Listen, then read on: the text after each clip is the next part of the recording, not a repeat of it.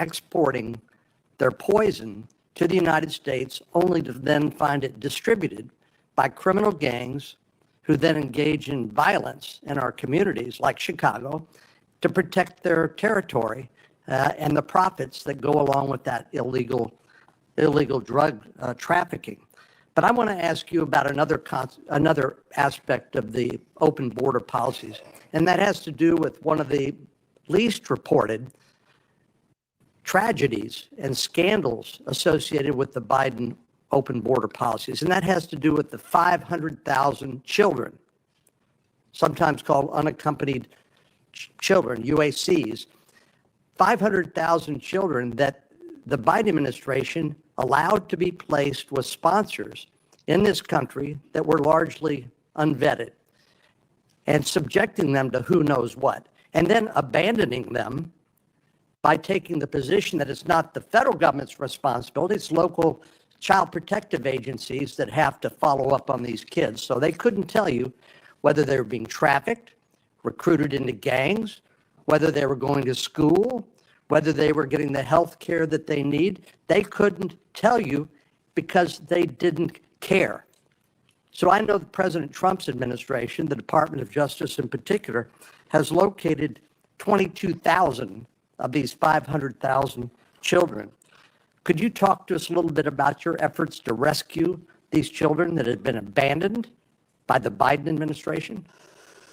Yes, and Senator, thank you for asking that question. President Trump cares deeply about our children of this country and children from around the world. This is horrific what has been happening in our country. Law enforcement has arrested approximately 458 sponsors. Now, what these sponsors are, they lie to ORR, many of them, to have an unaccompanied alien child. Some of them later exploit and abuse these children. They're not parents, they're not guardians. They're coming into this country, they were coming into this country without any ramification across the Mexican border until Donald Trump became president again, and that's when it stopped. We are doing everything in our power to find and arrest these people who are exploiting these children and find these children throughout our country. One of those cases, we charged a Guatemalan national unlawfully residing in Cleveland with lying to government because he became the sponsor of a young girl. And of course, we found he was later sexually abusing her. That's one of many cases, Senator Cornyn, that I can talk about. And Donald Trump will not rest until all of these sponsors are found and these children are found and protected. Thank you. Senator Klobuchar, you're recognized. Thank you. Attorney General Bondi, good morning. I'm going to start on a different subject. Good morning. On behalf of families in my state.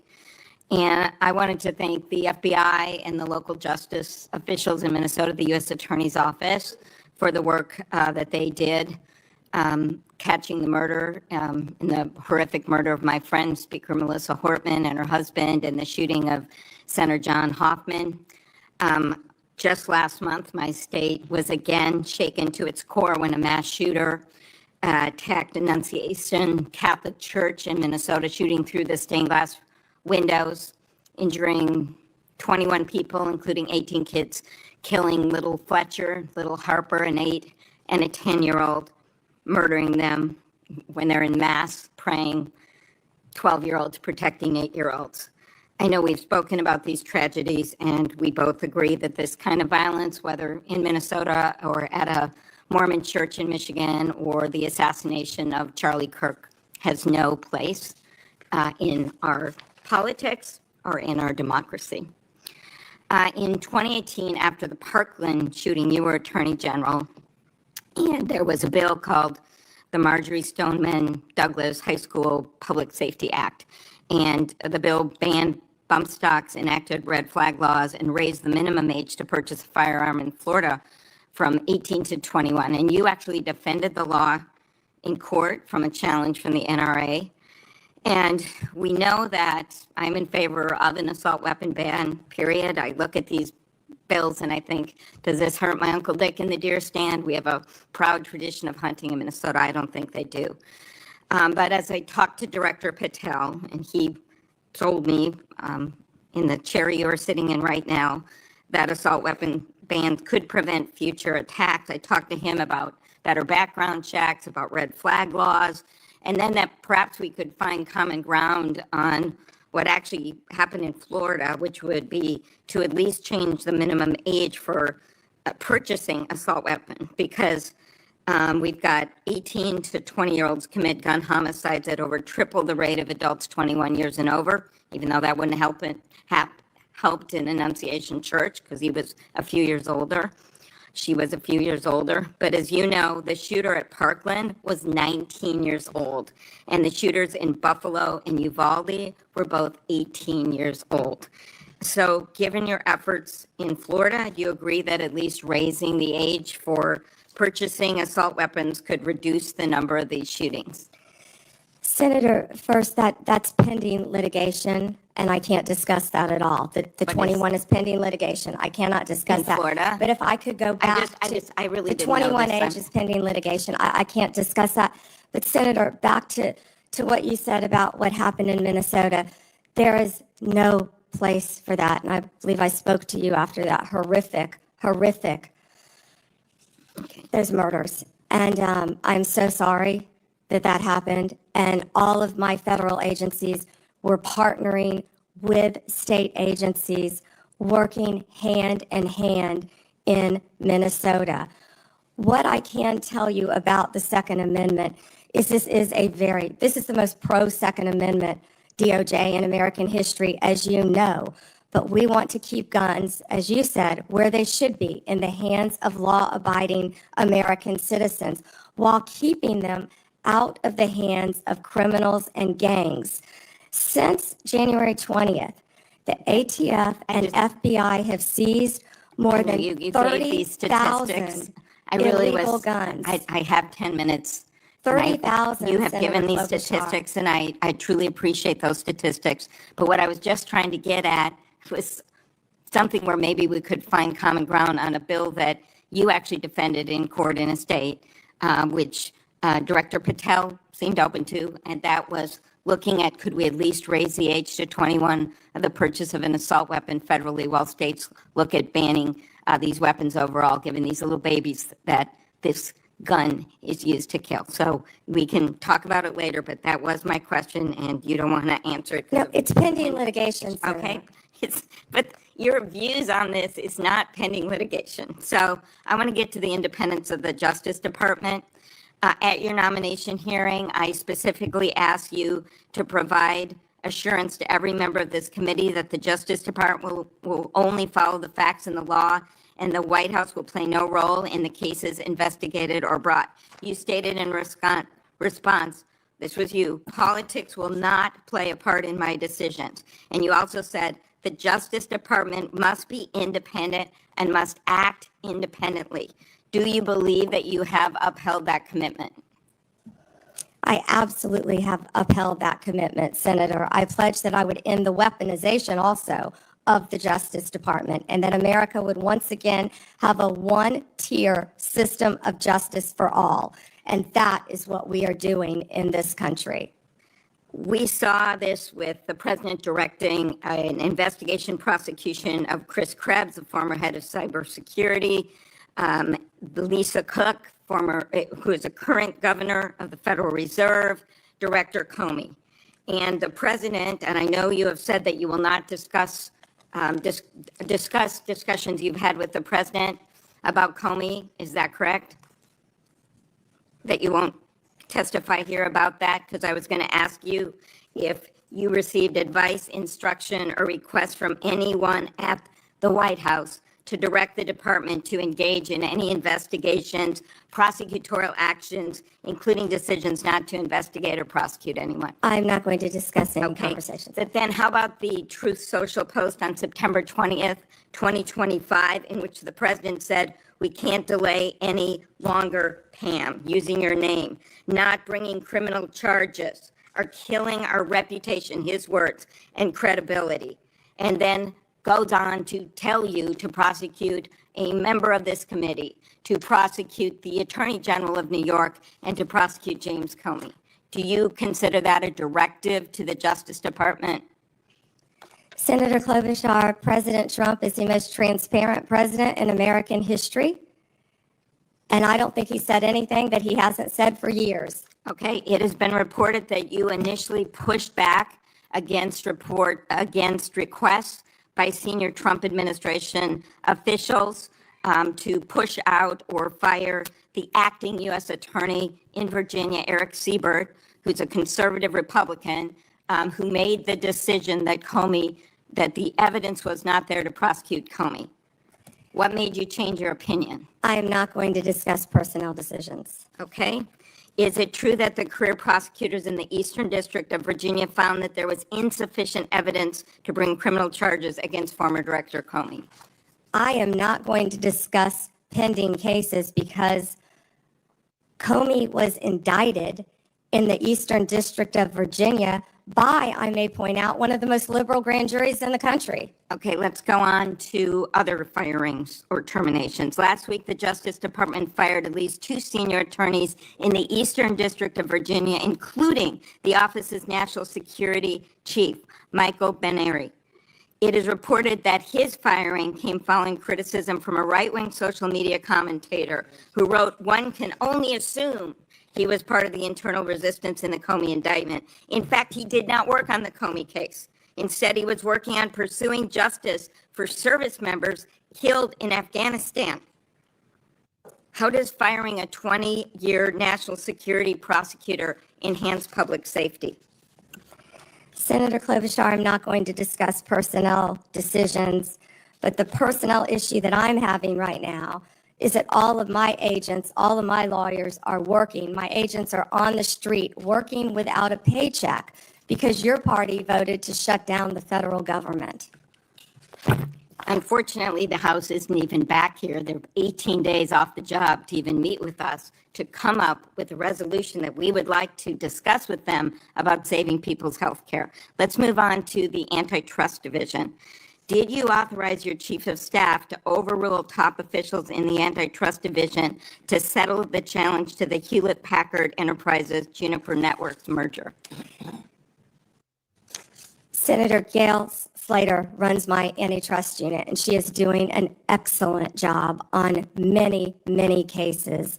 As you know, that is a pending case. Okay. In any merger, just to clarify, in any merger, Senator, there is a deal struck with our office and with the corporations involved, but then that also goes to a court to certify in any merger. In any merger, it's a multi-step process. Okay, I and will that ask some process further is still pending, questions Senator about Klobuchar. antitrust. I just had one other thing. DOJ can now take the extraordinary step of Time's subpoenaing expired. journalists. Has the Justice Department issued any subpoenas to journalists under the updated guidance? Time has expired. Okay, I'll ask You those may on the record. respond, Ms. Bondi. You can respond, she said. Oh.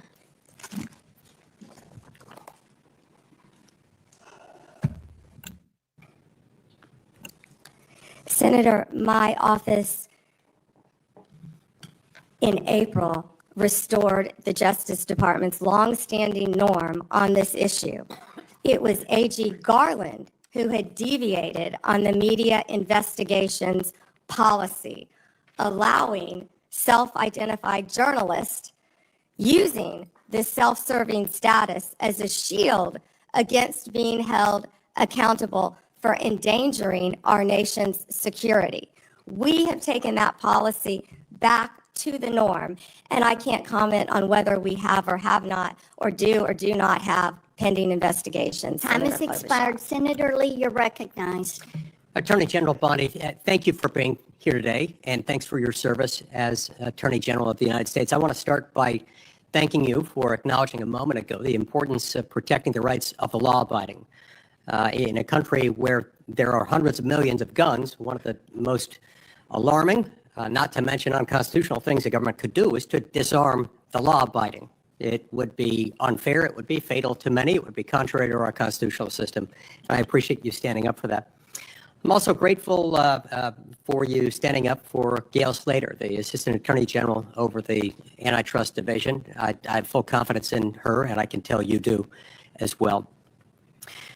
More broadly, Attorney General Bondi, through your leadership, you've returned the Department of Justice to its core mission. And its core mission, of course, involves protecting the American people, upholding the law, upholding the Constitution, and making sure that justice in our system is applied even-handedly, fairly, consistently, as the law requires, without fear, favor, or political bias making those decisions. With you as Attorney General at the helm of this great department, the Department of Justice has strengthened its efforts to secure our borders against what has been an unprecedented influx of illegal immigration. It's disrupted sophisticated networks of criminals, including people who profit immensely and have profited over the last 5 years, roughly. From a massive human trafficking and drug smuggling operation. And it also just demonstrated an unwavering commitment to the safety of American citizens. Your work has sent a clear message to criminal organizations and to criminally minded people everywhere, foreign and domestic. The rule of law in the United States will be enforced, and those who prey on the vulnerable will face especially swift and unpleasant consequences. I'd also like to commend you and FBI Director Kash Patel, Deputy Director Dan Bongino for your collaboration with state and local law enforcement in my home state of Utah in assisting with the prompt apprehension of the shooter in the tragic assassination of Charlie Kirk just a few weeks ago at Utah Valley University. Your leadership has helped reaffirm that the Department of Justice exists to preserve the rule of law, to protect the peace, the safety of the American people, and ensure that our constitutional republic endures for many generations to come. Now, due to the open border policies that we had in the previous administration, a number of individuals, a number that is unknown and unknowable, but that is estimated to be in the many millions, somewhat estimated at the low end, be in the 10 million range. Others say more like 15. Others say it's more than that. But this unknown and unknowable number of individuals came across our border illegally. And an unknown number or percentage of those people are individuals who pose significant security risks, including some who were suspected terrorists. They were all allowed to enter the United States without proper vetting, in many cases without any vetting at all. What progress have you made so far, Attorney General Bondi, in solving some of those issues related to the illegal immigration of an estimated 10, 15 million, maybe more, over the last 4 years? Senator Lee, we are working hand in hand with Kristi Noem, of course, the Director of Homeland Security. She has been doing an incredible job. All of our agencies are working in partnership with them at the direction of President Trump.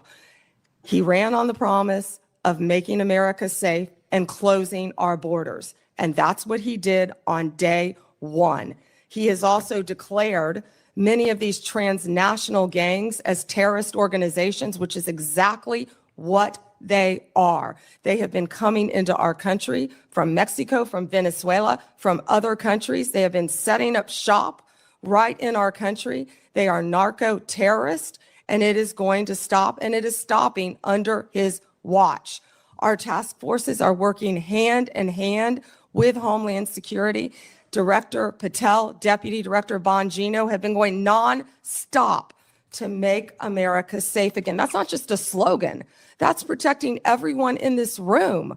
That's what we're doing as a country. We don't care if you live in Chicago. We don't care if you live in Florida. We don't care if you live in Utah. President Trump wants everyone to be safe, including right here in Washington, D.C., and that's what he's been doing. Not only that, Senator Lee, the surge, I'm sorry about my voice, the surge of drugs in this country has been horrific, over the last 4 years.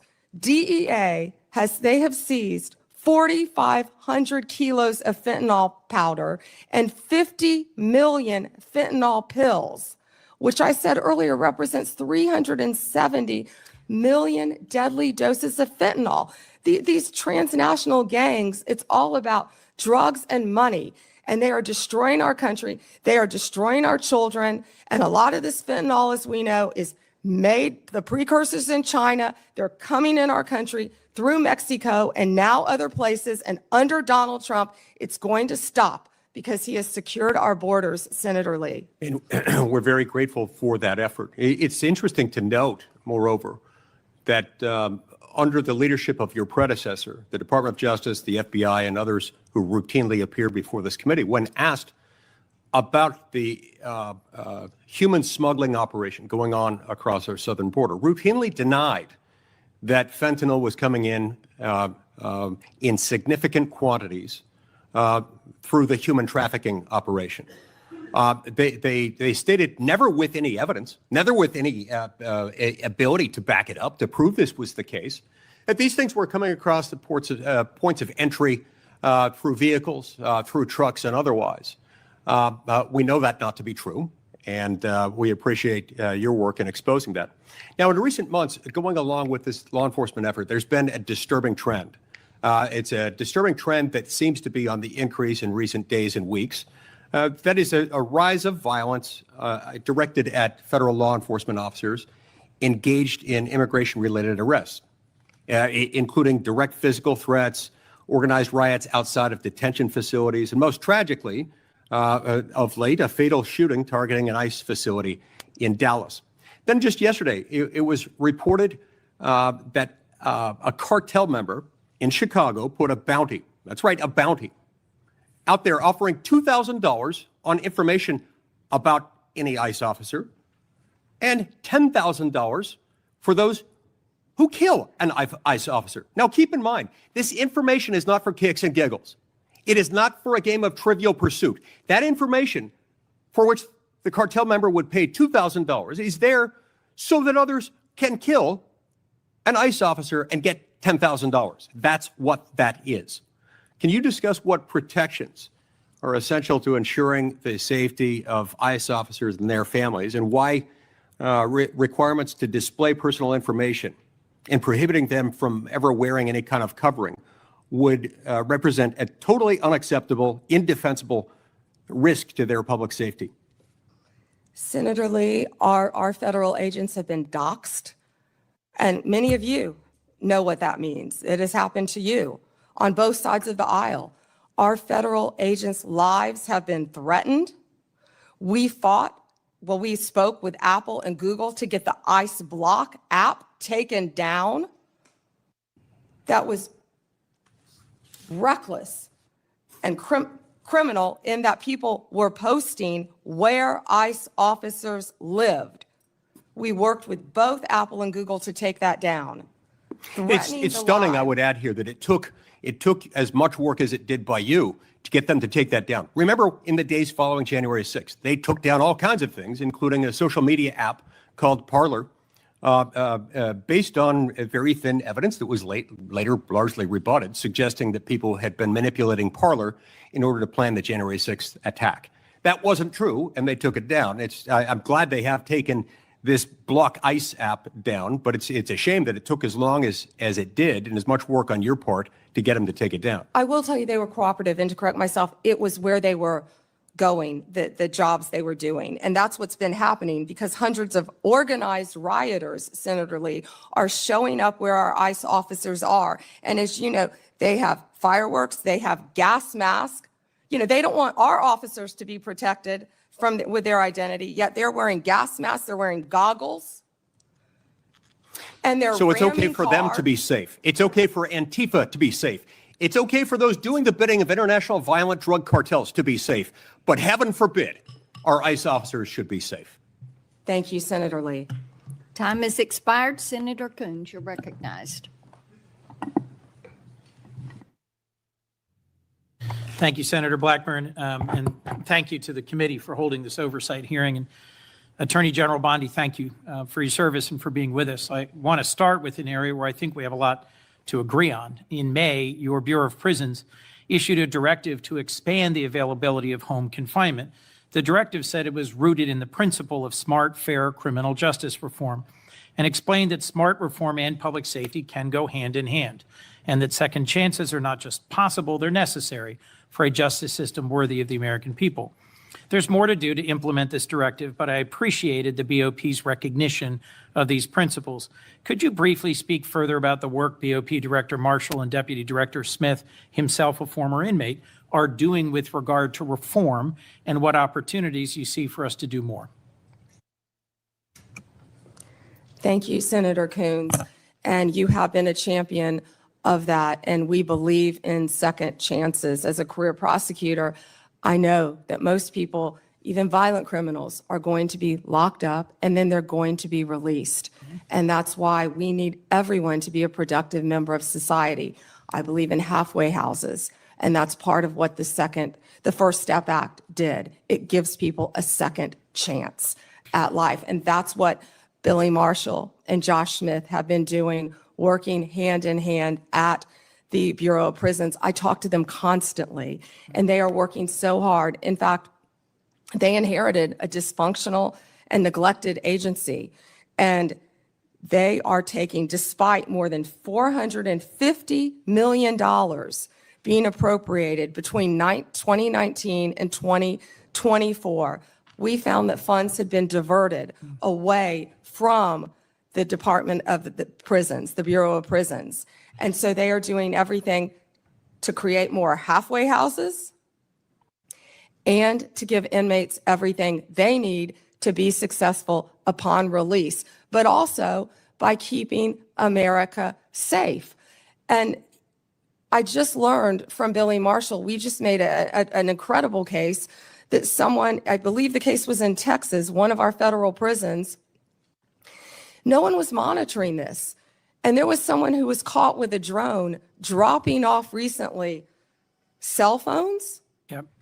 paraphernalia, Let me follow up on that point, if I might, many Attorney General. things that could cause violence within our prisons and allow criminal cartel networks to function within our federal prisons.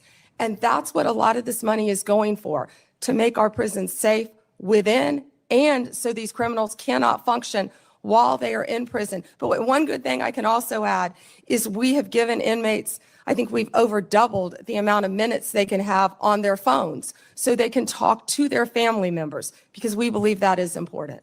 One of the challenges federal probation officers face is massive caseloads. And I am about to introduce, hopefully reintroduce soon, a bill with Senator Lee that would improve our federal supervised release system by focusing resources on those who really need to be supervised and providing incentives to reduce oversight of those who've really made progress and who've changed the direction of their lives. It is broadly supported by law enforcement and a variety of policy groups, and I'd love to work with you on that, Madam Attorney General. Yeah, Senator, can I just add, because I just got the numbers.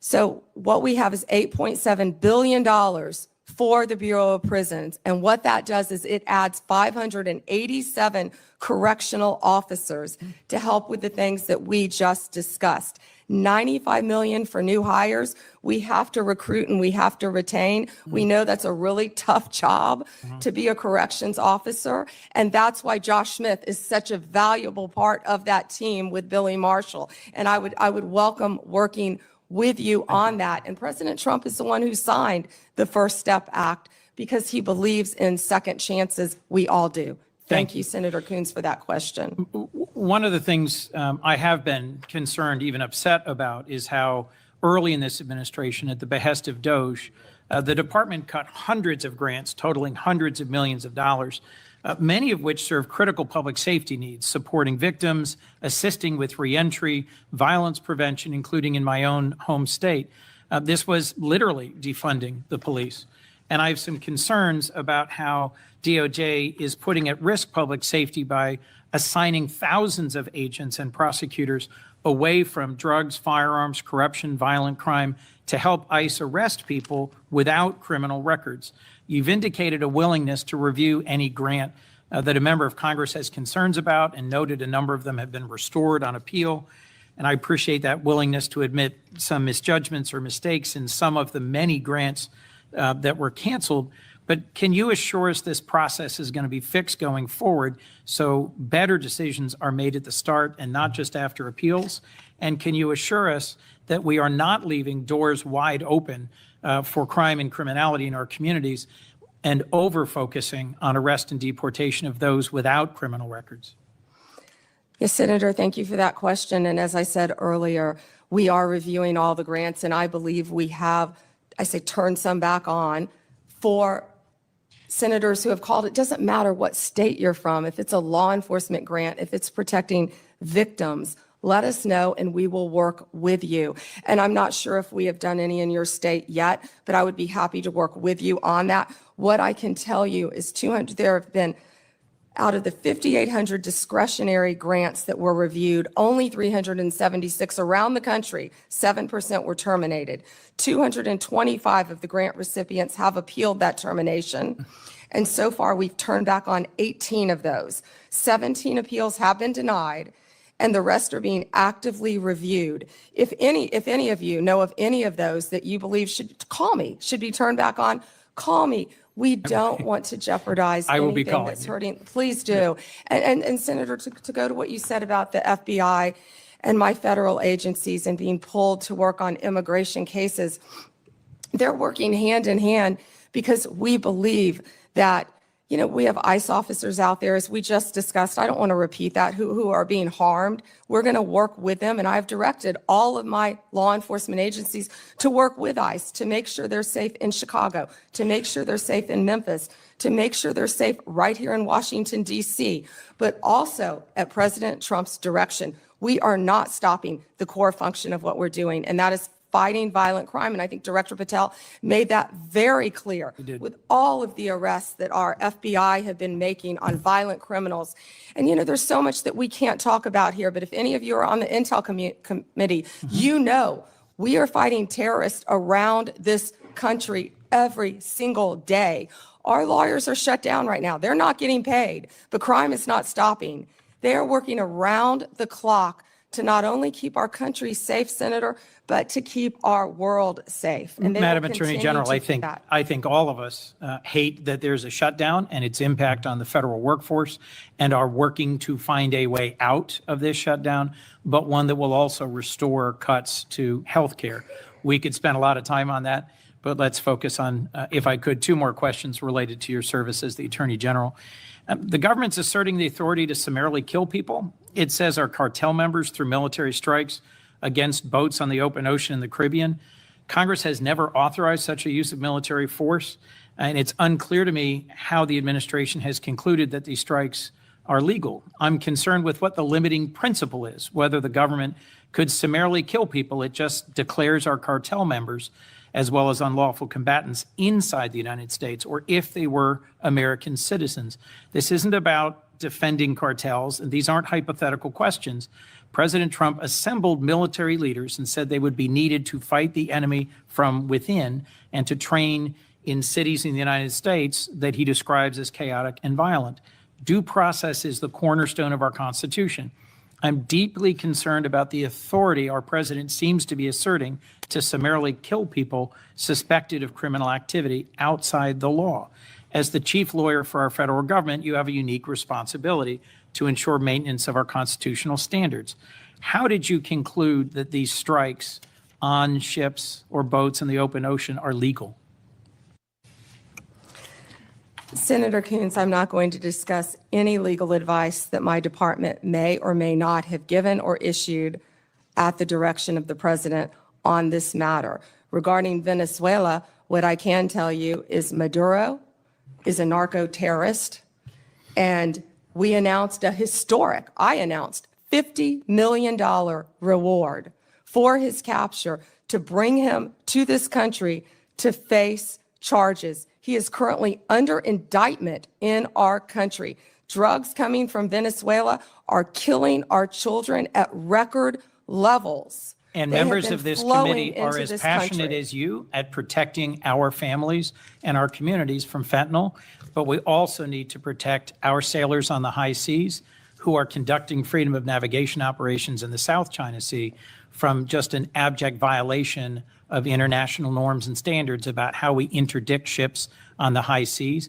We can push back on fentanyl and drug trafficking. Many of my colleagues have done so as former U.S. attorneys or prosecutors or attorneys general, but we have to do it in a way that is in keeping with the core values of our Constitution. My colleagues have pressed you on a number of recent actions, particularly in the Eastern District of Virginia. My colleague, Senator Klobuchar, did.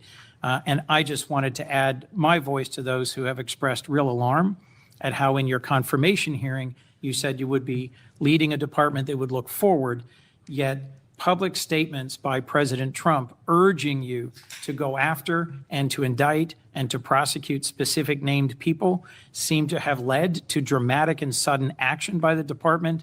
I am gravely concerned about what is no longer a hypothetical question, which you refused to answer in your confirmation hearing, but is a real question about when or if the president demands you prosecute individuals because he views them as opponents or enemies, what you will do and what your limiting standard is, because the recent episode around the indictment of James Comey left me very concerned about the direction of the department.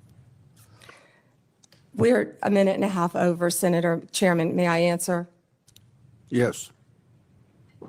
Senator Coons, as you have stated in the past, no one is above the law. And James Comey is a pending case right now. It's a pending indictment. He was indicted by one of the most liberal grand juries in the country, by our U.S. Attorney Lindsay Halligan, right here in Virginia. And it's a pending case, so I'm not going to discuss the facts of a pending case. But you can understand the Before- alarm about the circumstances of the indictment immediately following President Trump Your time- demanding that you take action to Your indict time and is up. prosecute that specific individual. Thank you, Mr. Chairman. Before Hawley, I'd, without objection, introduce two documents into the record. First one is the expanded scope of Arctic frost. The second document is a list of Republican groups and people that Arctic frost targeted, including Charlie Kirk's group, Turning Point USA. These documents show the political weaponization of the Biden administration against Republicans. Senator Hawley. Thank you very much, Mr. Chairman. Attorney General Bondi, good to see you. Welcome. I've been listening closely in this hearing, and I've heard over and over from my Democrat colleagues concerns about targeting political enemies, and they've accused you of all manner of things and the current president. I've also heard them said, and I just wrote it down because I wanted to be sure I heard it correctly. I've heard them say that Joe Biden never targeted his political enemies. Joe Biden never directed his attorney general to target his political opponents. That's interesting, because I could have sworn that yesterday we learned that the FBI tapped my phone. Let's look at it. We've got a list. Tapped my phone, tapped Lindsey Graham's phone, tapped Marsha Blackburn's phone, tapped 5 other phones of United States senators. Gee, it sure looks like targeting political opponents to me, and yet I haven't heard a word from that side of the dais about any concern whatsoever. We've got nothing but concerns today, but no concern at all for a Justice Department that is tapping the phones of sitting United States senators because who knows why. They don't like them. They're members of the opposition party. They're Republicans. They're conservatives. You've seen this document, Attorney General Bondi. What was going on here? Who ordered this? Who ordered the tapping of the phones of United States senators? Senator Hawley, I cannot discuss the details of that right now for very good reason. You're going to do a thorough investigation into this, I trust. Is that correct? We will be looking at all aspects of this, and I have talked to Director Patel at length about And this. you're going to figure out who was involved in this, who signed off on it, who knew about it. You're going to get to the bottom of all of it. Is it correct? Yes, and I've spoken to Director Patel about it, and he is committed to doing this. Well, I can tell you, we already know many of the details. We already know that this was ordered by the special prosecutor, Jack Smith, who reported directly to the Attorney General of the United States, Merrick Garland. And we know that Jack Smith was on his witch hunt because he was directed to do so by the President of the United States, Joe Biden. let's just remember. Let's take a walk down memory lane. April 2nd, 2022, the New York Times. Garland faces growing pressure. The Times says as recently as late last year, that would have been 2021, Mr. Biden confided to his inner circle he believed former President Trump was a threat to democracy and should be prosecuted. It goes on to say that Biden was frustrated with Garland and wanted him to take decisive action against Trump. Here's what we're talking about. Trump, of course, was a private citizen at the time. So he appoints his own hitman, Jack Smith, who goes after the president, former president, who goes after members of this body. You know, the thing about it, though, that really strikes me is that it didn't stop with members of the United States Senate. Did it, Attorney General Bondi? It didn't stop here at all. I mean, just as egregious, maybe more so than tapping the phones of U.S. senators, is this memo that I know you've seen before. Let's just look at it again. This is an FBI memo from the same time period, I might add, from the same time period, in which the Federal Bureau of Investigation attempts to recruit informants into Catholic parishes in this country. So here you have an administration that is activating the FBI against its political opponents and tapping the phones of United States senators. Can I just say that again for my colleagues, for the benefit of my colleagues on the other side of the dais? Tapping the phones of United States senators. This isn't hypothetical. This isn't maybe what will you do in the future. This isn't, oh, gee, can you imagine a situation? This happened. This happened. And this happened. The targeting of Catholics in this country because Joe Biden and his FBI didn't like Catholics who went to a certain kind of mass. I mean, good God in heaven, what is happening to this country? What happened under Joe Biden? Or then how about this? The infamous school board memo, where Merrick Garland, at the direction of the White House, issued a memo activating the FBI's counterterrorism division against parents who attended school board meetings and had the temerity to ask what their kids were being taught. And some of those parents were treated like this. Let's just remember. Let's remember how parents were treated. Treated like this man. That's right. A parent at a school board meeting, I think in Virginia, who was drug out of the school board meeting. He's bloodied there. You can see it. And what was the response of Joe Biden's DOJ and FBI? It was to issue a memorandum saying that people like this ought to be investigated by the counterterrorism unit. And unbelievably, they were. They were. Or how about this? Let's remember Mark Houck and the pro-lifers who were prosecuted for what? For going to a clinic, an abortion clinic, and praying on a sidewalk outside an abortion clinic. This is Mark Houck and his beautiful family at Mass. This man, at the direction of Joe Biden's FBI, this man had an FBI SWAT team come to his door in the early morning hours with his beautiful children there, terrorizing them with weapons drawn. He was then arrested and prosecuted. And fortunately, a jury acquitted him. This is what was happening under Joe Biden. United States senators spied upon. Former presidents, the political opponents of the president at the time, targeted, prosecuted. Pro-lifers, targeted, prosecuted. Catholics, targeted, prosecuted. 92 conservative organizations put under surveillance, targeted for potential prosecution. Gee, I don't know. Would you call that an example of weaponization, Attorney General Bondi? Do you think that's a fair characterization? Senator Hawley, that is the ultimate weaponization. And weaponization under Donald Trump has ended. It has ended. Harmeet Dillon is running our civil rights unit, and she is doing an incredible job. No longer will parents be targeted. No longer will parents who care about whether their elementary school children have to read a transgender book be targeted and told they cannot have any say in their child's education. That has ended under this administration. People can worship freely, whether they're Catholics at synagogues or Muslims.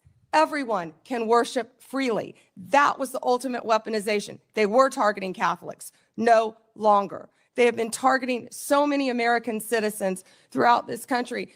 And Senator Hawley, you have been a champion of this, and thank you for being a champion of that. But under Donald Trump's watch, it has ended. You know, I think about some of the abuses of power in this country's history, and There's been sadly a lot of them by members of the executive branch over the years, whether it's Watergate, whether it's what J. Edgar Hoover did in his time at the FBI, spying on many public figures, RFK, MLK, JFK, you name it.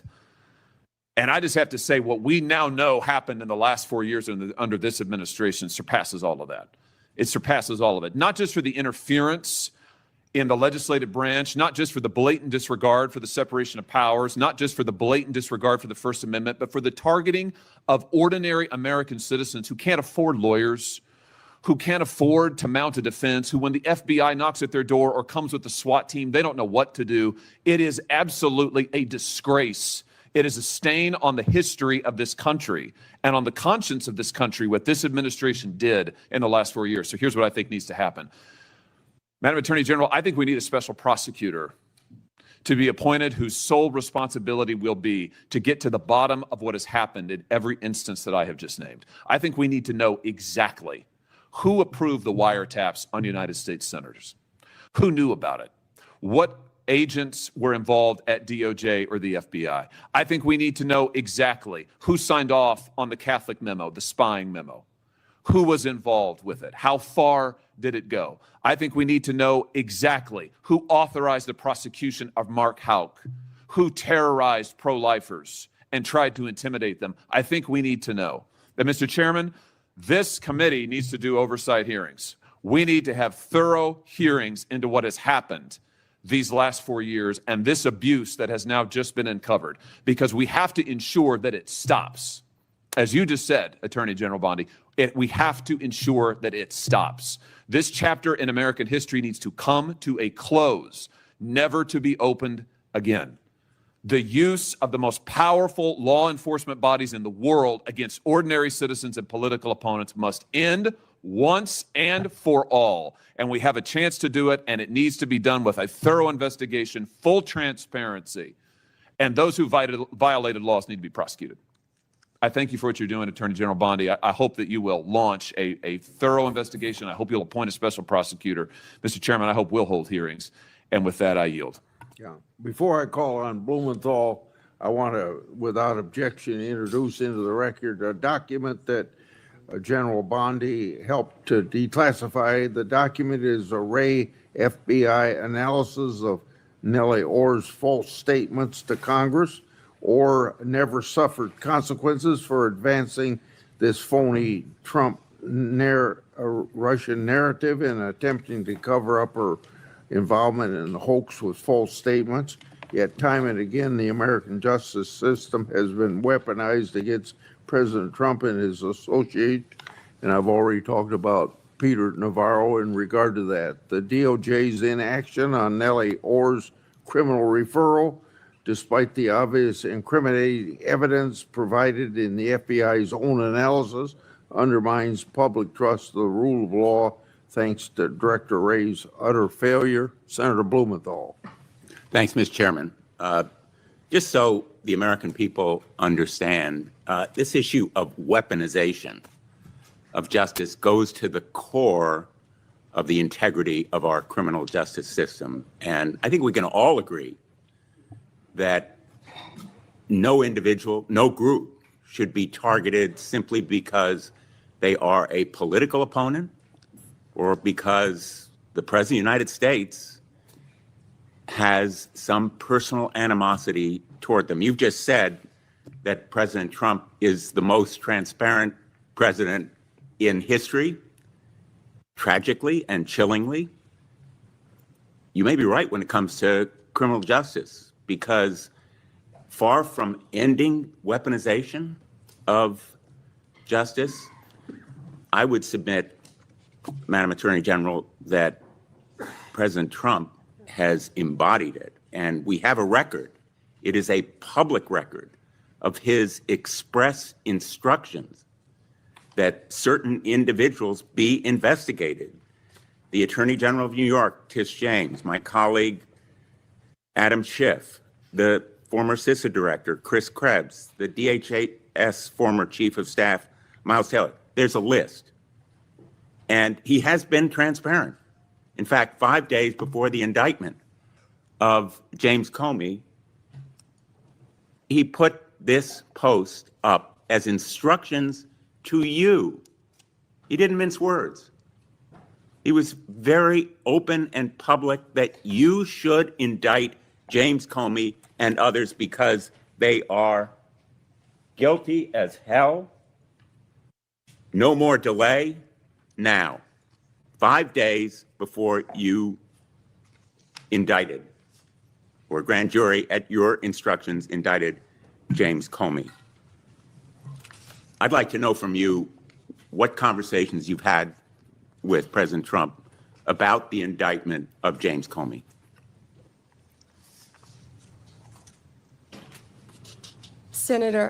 Senator, I am not going to discuss any conversations I have or have not had with the President of the United you see States. that You're post? an attorney, you have a law degree, and you know that I'm not going to do that. I also find it fascinating, because I'll keep fighting to ensure that law enforcement and the judicial process move forward without political interference.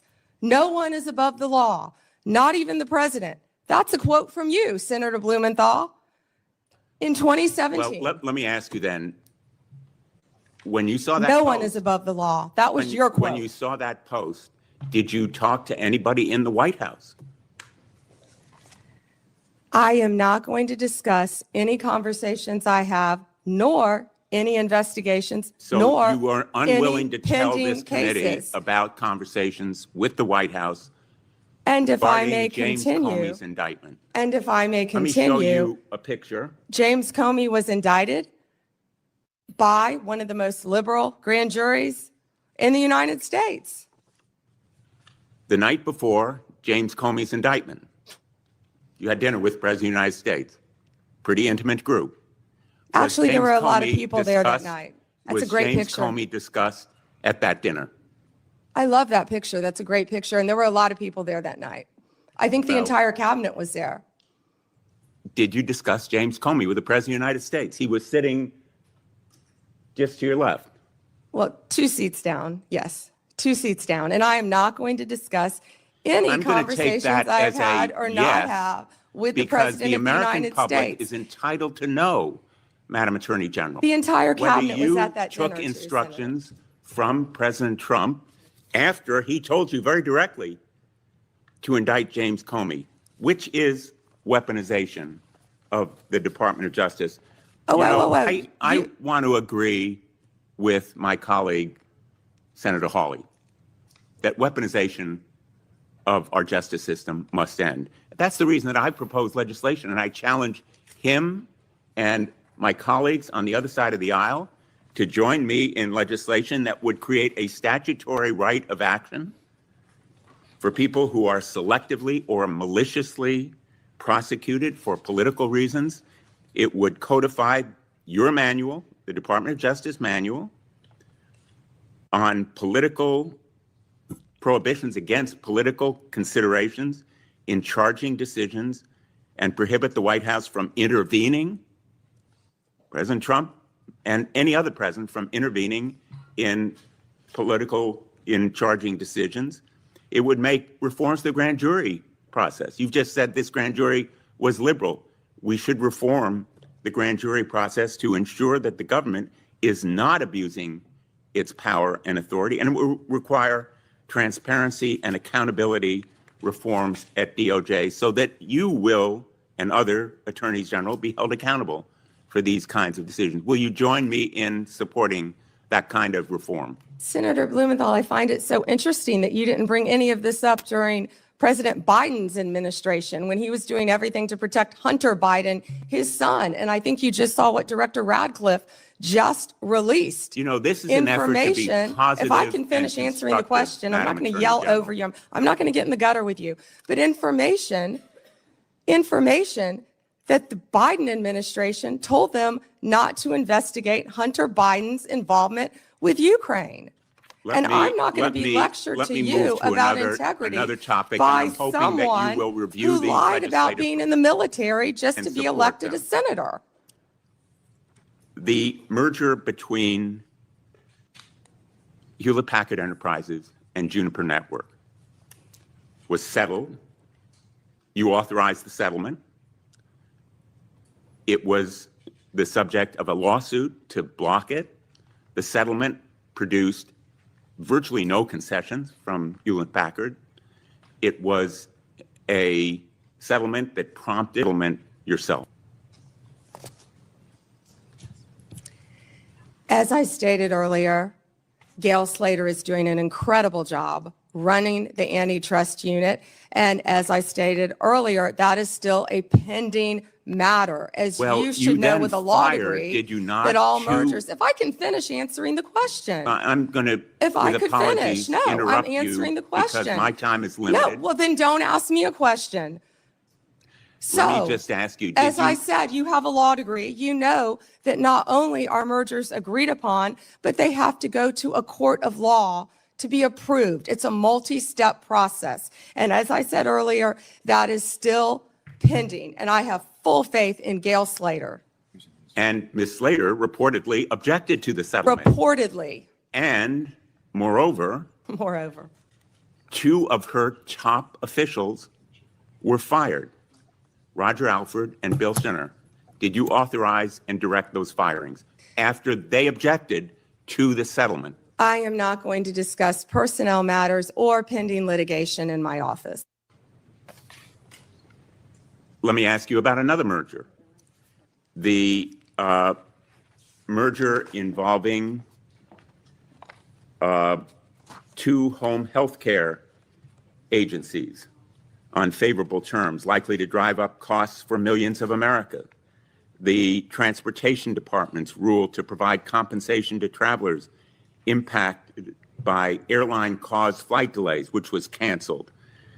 The merger of Skydance and Paramount, after Paramount's ownership took a number of steps favorable to the president. These kinds of mergers belie the claims that President Trump himself has made, that this administration will stop big corporate mergers that ultimately benefit the owners of those corporations rather than consumers or ordinary everyday Americans. Senator, And let me ask you Boy, about you just listed, particularly- you just gave a Well, list let me just finish. of many Oh, mergers. I have a Can question you for talk you. to me about the issue with these mergers? I do have a question. In the merger that took place. Which that was merger? You've approved listed many. Involving American Express GBT. I understand that Brian Ballard, longtime backer and head of the law firm where you worked, was instrumental in lobbying the Justice Department to drop that lawsuit. It was dismissed, so it's not subject to a court review. What conversations did you have with Mr. Ballard? Senator Blumenthal, I cannot believe that you would accuse me of impropriety when you lied about your military service. I am you not lied. asking You you- admitted you I am lied not to be accusing you elected of a U.S. senator. impropriety. I'm You asking lied. you How about dare you? I'm a conversations career prosecutor. with Don't Mr. you Ballard, ever challenge my integrity. had I have apparently- abided by every ethics standard. Do not question my ability to be fair and impartial as Attorney General, and anything You'll with answer that my question to former another of my firm, colleagues. Ballard Partners. Thank you. Senator Lee has asked for the chair. Yeah, just wanted to note for the record, the Paramount merger that he referenced was not within the Department of Justice's ambit. That was at the FCC, not the Department of Justice. Attorney General Bondi would have had nothing to do with that. Thanks. And that was why I asked Senator Lee. He didn't know that. He was reading off a script.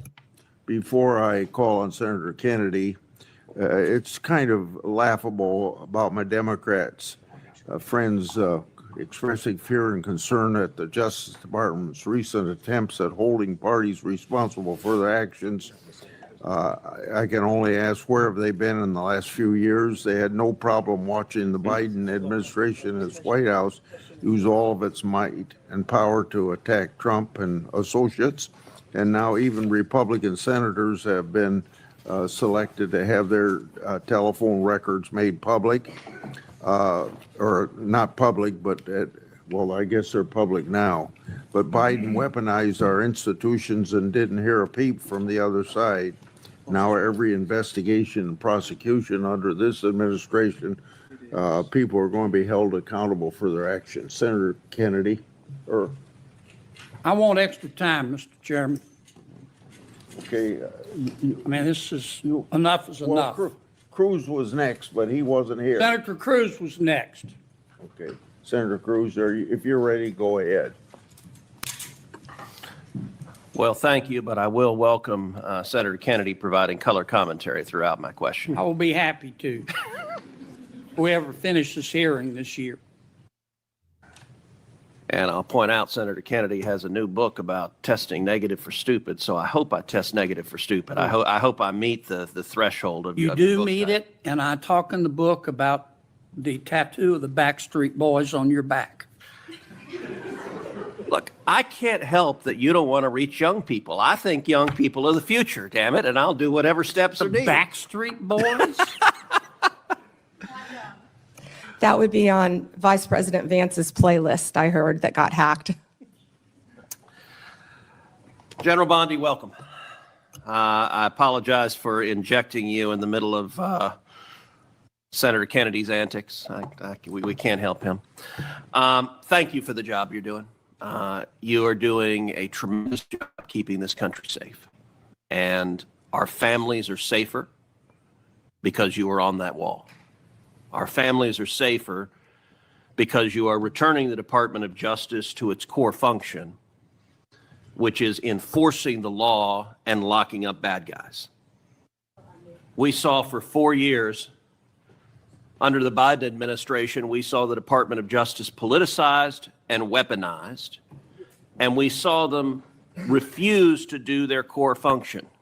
More than 12 million illegal aliens flooded into this country, and the Biden Justice Department seemed to think its job was letting murderers and gangbangers and rapists go. And the results in just a few months that you've been able to produce are tremendous. Arrests of violent criminals are up 125% since the Biden administration. Fentanyl trafficking prosecutions have risen 42% since fiscal year 2023. DOJ has coordinated with DHS to remove over 220,000 criminal illegal aliens this year alone. Under your leadership as Attorney General, you have helped rescue 4,000 children from predators and helped arrest 1,300 child predators and 285 human traffickers. In my home state of Texas, Operation Soteria Shield resulted in the rescue of 109 children. Thank you, Attorney General Bondi. Texans are safer because you are serving. Americans are safer because you are serving. You have a big task, cleaning up the messes of the Biden DOJ. One of the most egregious failures of the Biden Justice Department was its refusal to protect judges and Supreme Court justices. As you know, in May of 2022, an unknown individual leaked to Politico the draft of the Supreme Court's decision in Dobbs versus Jackson Women's Health Organization, the opinion that finally overturned Roe versus Wade. That leak was a crime. It was a theft of government property under 18 U.S.C. Section 641, and it was an unauthorized disclosure of confidential information under 18 U.S.C. Section 1905. General Bondi, do you agree that leaking that opinion was a criminal act? Senator, I can't discuss anything regarding that matter. That should answer your question. Well, I will say this. The leak occurred in 2022. So the 5-year statute of limitations has not expired. And I'm going to ask you, if it is not happening already, to direct the FBI to investigate and find the leaker. The leaker has not been exposed. The leaker has not been identified. And the FBI has far greater investigatory tools at its disposal than does the Marshal Service. And when it comes to defending the rule of law, when it comes to the integrity of our court system, having partisan law clerks, and I believe in all likelihood it is a law clerk who leaked it, leaking opinions designed to try to pressure the court politically is a gross subversion of the integrity of the court. And so I would ask you as Attorney General to direct the FBI to use every resource possible to investigate, to find the leaker, and when you identify the leaker, to prosecute the leaker for that criminal conduct. Thank you, Senator Cruz. All right, I want to turn, secondly, after that decision was leaked. I believe the leak was part of a broader effort to intimidate and to threaten and harass justices into trying to get them to change their decision. And we saw mobs assemble outside the homes of multiple justices. Do you agree, General, that the mobs that came outside the homes of justices were there to intimidate the court and to try to influence the justice's decision? 100%. Well, as you know, federal law, in particular 18 U.S.C. Section 1507, makes it a crime to picket or parade outside a judge's home, quote, with the intent of influencing that judge's decision. That statute is crystal clear. And I will point out these protests happened in 2022. So just like the leak, the 5-year statute of limitations has not expired on these protests.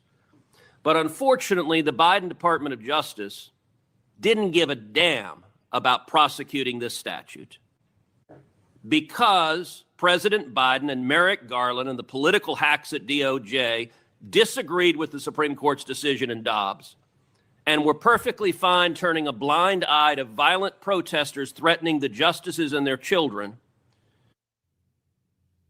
You may recall I questioned Attorney General Garland about this statute, and he admitted under oath that not a single protester had been prosecuted. And he blamed the Marshal Service. He said the problem was the Marshals, quote, didn't make arrests. Well, subsequent documents told a different story. Internal training materials obtained reveals that the Marshals were explicitly instructed not to arrest protesters under Section 1507. So the reason there was no arrest is because a political decision was made that we like what the protesters are protesting for, and we, the Department of Justice, are not going to protect the safety of justices. We're going to allow them to be victims of an intimidation and threatening campaign. Just as I asked you with regard to the Dobbs opinion, I would ask you to direct the FBI to review the footage of these protests, to review the evidence that exists in terms of who engaged in it. And will you commit that anyone who you can prove violated 18 U.S.C. Section 1507 will face consequences and face prosecution? Senator, we currently have 63 ongoing investigations involving judges and officials throughout this country. That scene that you're showing will not happen under my watch. It will not happen under Donald Trump's presidency. It doesn't matter if you're a liberal judge or a conservative judge or justice. That will not happen. Amen. And that point that General Bondi made is very important. I would be equally outraged if you had nuts in front of the liberal justices. I'd say arrest them and throw them in jail. Violence is unacceptable, regardless of whether I agree or disagree with your politics. And violence, particularly fueled by rhetoric by irresponsible politicians, violence can result. And tragically, it resulted in one deranged individual traveling from California to Maryland with the intention of murdering Justice Brett Kavanaugh. As you know well, this deranged individual was arrested outside the justice's house. He was arrested with a kill kit. He was arrested with a gun, with handcuffs, with duct tape, with zip ties, and with the intention of murdering Justice Kavanaugh, very possibly murdering Justice Kavanaugh's wife and 2 daughters, and potentially murdering 2 other Supreme Court justices. As you know, just this week, a left-wing Biden-appointed judge sentenced this attempted murderer, this attempted assassin, to just 8 years. The Department of Justice asked for 30 years. That's right. And that judge downward departed by 22 years. Why? Because this left-wing judge said that the attempted murderer was transgender. And because he identifies as transgender, apparently it's okay to try to kill a Supreme Court justice if your politics are sufficiently woke. Now, I know you have said the Department of Justice is going to appeal, and you absolutely should. I called this week, I believe this judge should be impeached because the judge has demonstrated she is completely unfit to be a federal judge. And what is your view of the justice of this sentence of just 8 years for the attempted murder of a Supreme Court justice? I was speaking with our prosecutor, Ms. Mal, who did an incredible job on this case. She did an incredible job. And yet, this judge gave 8 years. And the judge also would not refer to the defendant by his biological name, referred to him by the pronouns, and was concerned about the treatment that this individual would get regarding a sex change while in prison. And we are appealing that sentence. I immediately said we are appealing that sentence. Thank you. But my prosecutors did an incredible job on that case. And the judge wanted to put him in a women's prison. Before Senator. Not going to happen, excuse me, I'm sorry, Chairman. That's not going to happen in the Bureau of Prisons now. Before Senator Ronald, without objection, I'd like to introduce 3 FBI 1023 forms into the record. The first 1023 form I made public last Congress. This is the one that Director Patel said his predecessors did fully investigate. The second and third 1023 forms relate to the first in that they reference potential Biden family criminal conduct. Senator Johnson and I made these 2 public, and we simply want to know whether the government has investigated what it found, and if not, why not? Senator Ronald. Thank you, Mr. Chairman. Ms. Bondi, FISA Section 702 will expire in 6 months. In response to my questions for the record, at your confirmation hearing, you said you did not have experience with FISA, but if confirmed, you would consult with experts at DOJ.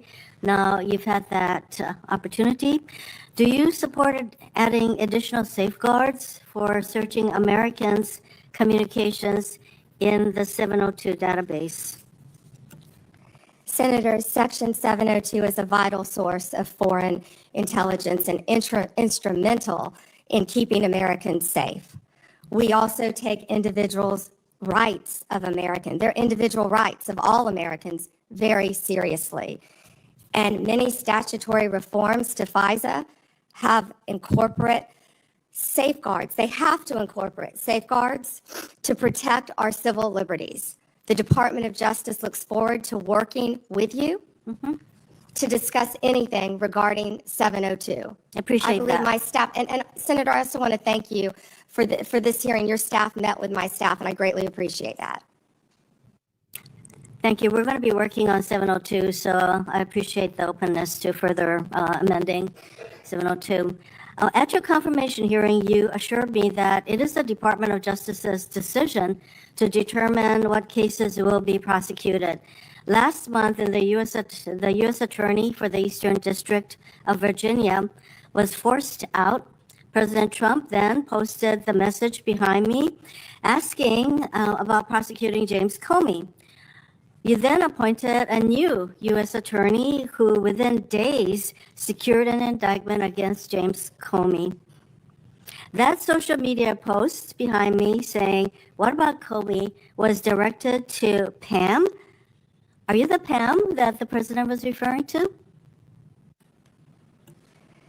I'm sure I was.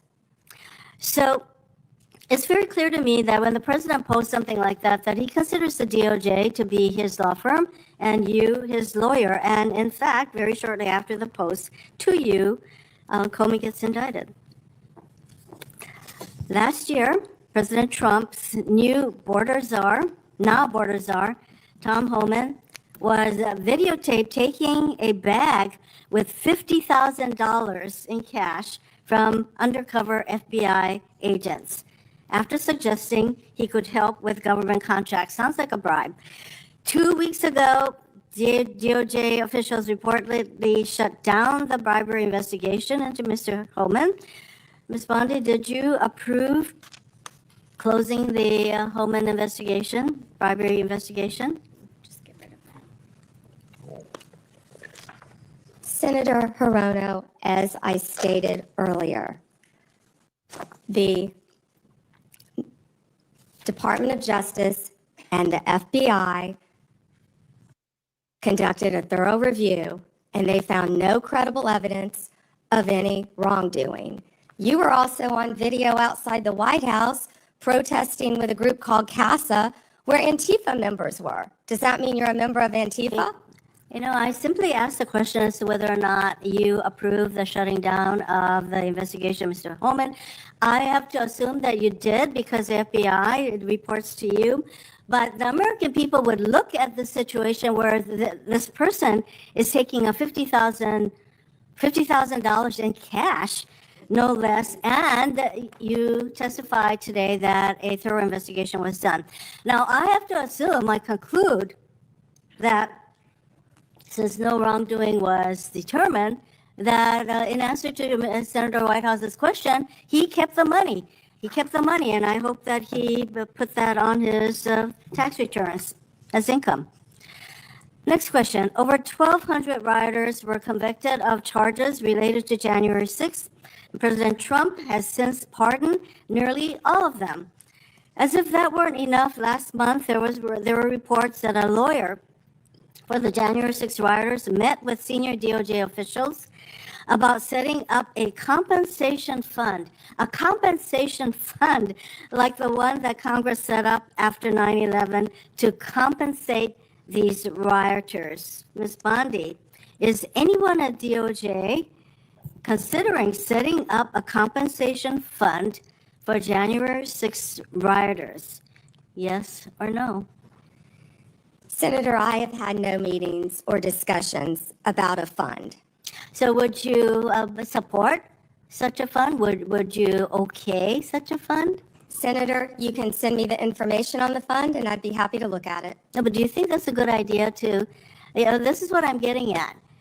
Because to actually set up a fund and to have people talking with your senior people at DOJ, political people, about creating a fund, and you won't let us know what you think about that, that's pretty unbelievable. On January 30th of this year, the Trump DOJ's Antitrust Division sued to block the merger of two tech companies. Then, well-connected lobbyists met with your political deputies who overruled the career staff and approved the merger. So there's a settlement on that. And separately, DOJ sued Ticketmaster last year for monopolizing concert tickets and forcing consumers to pay outrageous fees. Ticketmaster has hired the exact same lobbyists who met with senior DOJ political people regarding the merger of the two tech companies.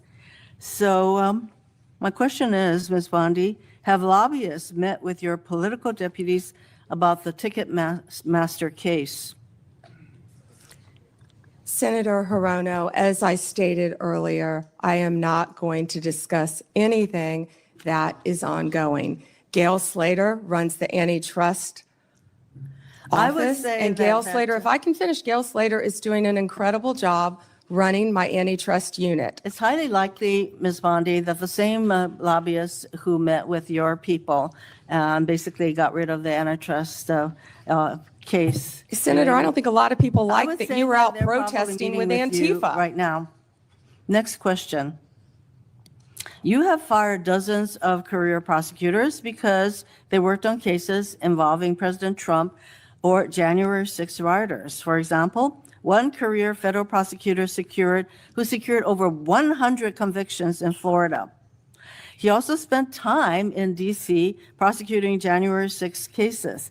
He received an outstanding review only 2 days before you signed a memo firing him. The memo cited no reason for his firing.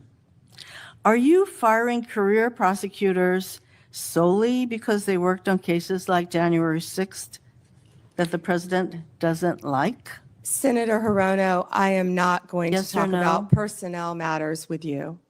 Well, we all know that hundreds of career prosecutors have left the DOJ, and literally hundreds were told. And Yeah, you know, Senator, you've are you lost- the familiar with the one DOJ that threw a has sandwich lost- at an ICE officer? Are you a Homeland Security officer? Here is the Are you familiar reason. with the one who went out on her lunch break and was Ms. Bondi, making obscene gestures? would you say that DOJ losing these career prosecutors and the thousands of hours of experience they have prosecuting criminals, that is not a reassuring situation? Senator, many employees took the fork in the road and resigned. DOJ is hiring committed prosecutors who will actually come into the office and work and not work remotely I and think we all prosecute know that- violent criminals around the country and terrorists. And When I you- am very proud you of the fire- work all of our prosecutors. I'm running out are of doing. time, so I think you should stop with your continuous interruptions, in my opinion. Mr. Chairman, I just want to close by saying that what was once the Department of Justice has become the Department of Revenge and Corruption. Rather than pursuing cases without fear or favor, this DOJ seeks to favor the president's friends and instill fear in his alleged enemies. If you're a friend of the president, this corrupt DOJ will bend over backwards to help you, just like it dropped the bribery investigation of Tom Homan, like it's considering paying money to January 6 rioters, and like it has put antitrust enforcement decisions in the hands of well-connected lobbyists. But if you're on the wrong side of this president, you will face the wrath of DOJ, no matter what the facts, law, or justice support. James Comey is indicted days after the president's social media directive. Experienced career prosecutors are fired just because they were assigned to work on January 6 cases. Blue states are sued to get highly sensitive private voter data, whereas red states are left alone. The double standard is clear, and the American people are waking up to the corruption and favoritism and the lawlessness at the DOJ. Thank you, Mr. Chairman. May I respond, Chairman? Yes. May I respond? Yes, you may respond. Then Senator Kennedy. Thank you. The double standard is crystal clear, Senator Hirono, crystal clear, because you didn't complain for 4 years when President Trump was being targeted by Jack Smith, by the last Justice Department. But the American people spoke loud and clear when they overwhelmingly elected him. The two-tier system of justice is over. Senator Kennedy. Me? Yes. General, welcome. Let's suppose that I'm appointed special counsel at the Department of Justice. And I go to the telecommunication companies, the phone companies. Let's single out AT&T, and I say, look, I know you're busy, but I want to see a copy of the phone records of a sitting United States senator. They're not going to just give them to me, are they? No, Senator, of course not. In fact, they're probably going to ask me what planet I just parachuted in from, aren't they? Yes, Senator. They're going to tell me to come back with a subpoena, aren't they? Yes, Senator. Okay. What do I have to show in that subpoena to get those phone records of a sitting? Did I mention it was a sitting United States senator? I can't remember. What do I have to show to get the phone records of a sitting United States senator? Yes, Senator, there were actually 8 sitting United States Yeah, I senators. heard that. And you would have Heard to that. have cause. I'm sorry, what do I have to show? You would have to have cause to get the Good subpoena. cause or probable cause? Probable cause. Okay. probable cause, or if it's a subpoena duces take 'em, good cause, to show what? You would need good cause for a subpoena duces tecum, and what you would have to show is that you believed a crime had been committed, or there was a possibility of a crime, or that could lead to other crimes. We By the frequently, in criminal enterprises, subpoena cell By the phones. sitting United States Senator. Senator, they would have to have believed you were part of a criminal conspiracy, is my understanding. Would a judge have to sign off on it? On the subpoena? Yes, Senator. Well, for a subpoena duces tecum, Jack Smith probably took it straight to the judge. Now, the phone companies, particularly their general counsel, if they're worried about civil liability, even with a subpoena to get the phone records of a sitting United States Senator. Did I mention it was a sitting United States Senator? Yes, Senator. The general counsel for that phone company, let's say AT&T, they have the right to seek to quash that subpoena, don't they? Phone companies frequently do that. Yeah. And a smart general counsel for that phone company is going to call the sitting United States Senator and say, would you like to weigh in on this? Would you like me to quash the subpoena? We're talking about invading someone's privacy here by a sitting United States Senator. Could the general counsel for the phone company do that? Well, Senator, if they believe that a crime could have been committed, they could not tip off the person who committed the crime. Again, I can't comment on details of this particular case. I'm just asking you theoretically. I've never seen you commit a crime, Senator Kennedy. But let's suppose, okay, they didn't want to tip off the sitting United States Senator. But the phone company and the general counsel for the phone company, or companies, if there were more than one involved, could say, you know, this is serious as an aneurysm. This is serious as 4 heart attacks and a stroke. This is a sitting United States Senator. So general counsel would likely advise the CEO, well, you need to file a motion to quash. The telephone companies could have contested those subpoenas, could they not? Hypothetically, yes. I can't talk about the facts of this particular case. We're talking hypothetical. Senator, subpoenas are issued all the time through phone companies working with the general counsel. But they can file a motion to quash. They could, yes. Yeah. In any case. And if they should have filed a motion to quash, and a reasonable person would have filed a motion to quash, because this is a sitting United States Senator, and they didn't file a motion to quash, they would incur civil liability, wouldn't they? Senator, typically phone companies follow a subpoena from a United States attorney. I know they do, but they don't have to. They could challenge it, Senator. Yeah. And if they don't challenge it, they better have a damn good reason.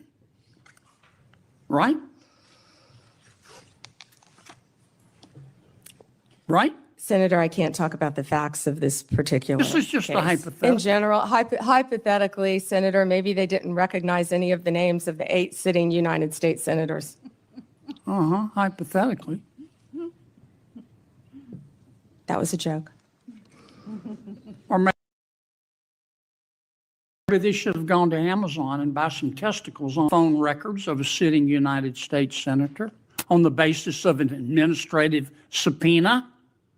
Now, do you have copies of the subpoena applications for Yes, these Senator, 8? Senator, I can't discuss anything regarding this You can't case even with tell me if you have copies? I can't discuss any of this. All right, with when are you, you going to, General, when are you going to be able to discuss it?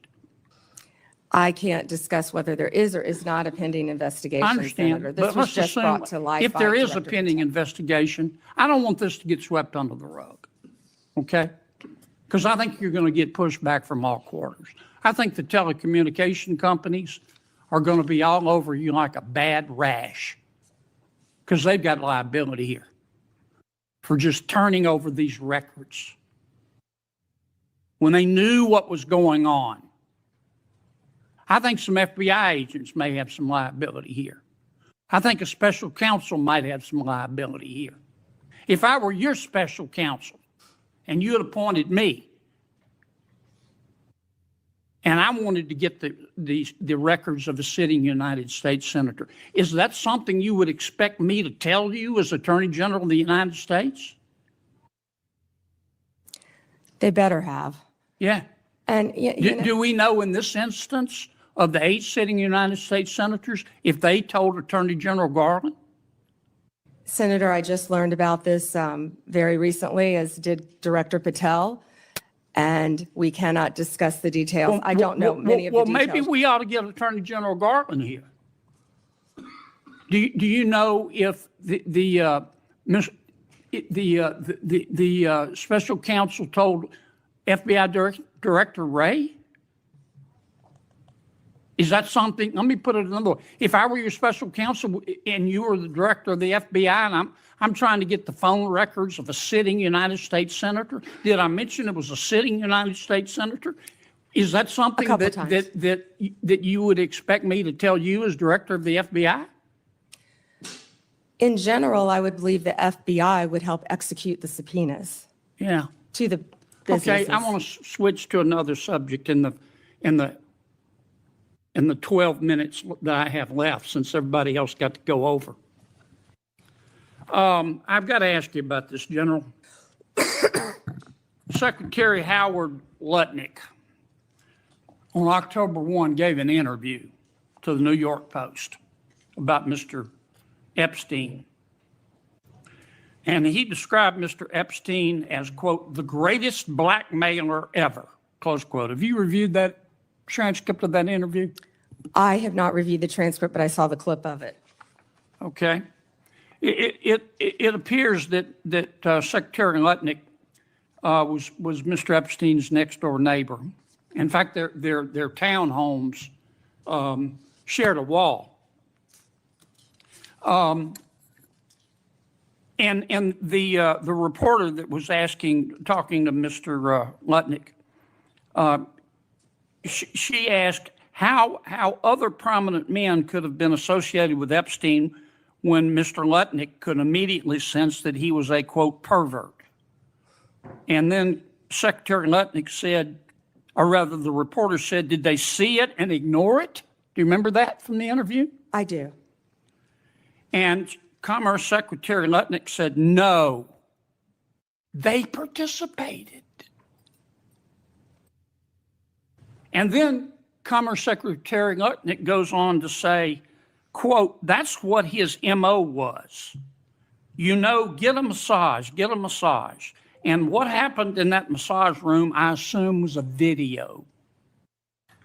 This guy was the greatest blackmailer ever, blackmailed people. That's how he had money, end quote. Is that true? Senator, as our July memo said, we did not uncover evidence. This case has gone through 3 administrations, as well as former U.S. Attorney Alex Acosta. I know that, Pam. But have you interviewed Secretary Lutnick? No, Senator. Do you plan to? If he wants to talk to the FBI or the FBI wants to talk to him, that is more than on. Don't you think you ought to talk to him after this interview? Senator, if Howard Lutnick wants to speak to the FBI and if Director Patel wants to speak to Howard Lutnick, absolutely. Okay. Maybe we ought to get Mr. Lutnick in here too, Mr. Chairman. Senator Booker. Thank you. Thank you, Mr. Chairman.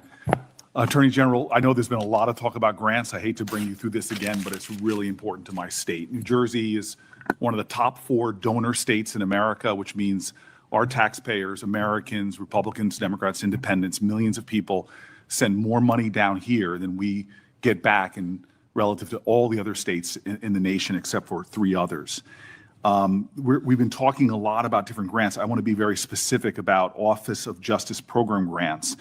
There were $35 million worth of grants that were approved in a bipartisan way in this committee, grants that invest in things that are really vital to the public safety of our community. I know, again, we are in a room full of people who want to see crime go down. Republicans and Democrats, law enforcement officers have spoken to the urgency of these programs which deal with school violence, which divert people into substance abuse and treatment and supportive services, community violence intervention programs, again, bipartisan programs that this committee really worked hard on this.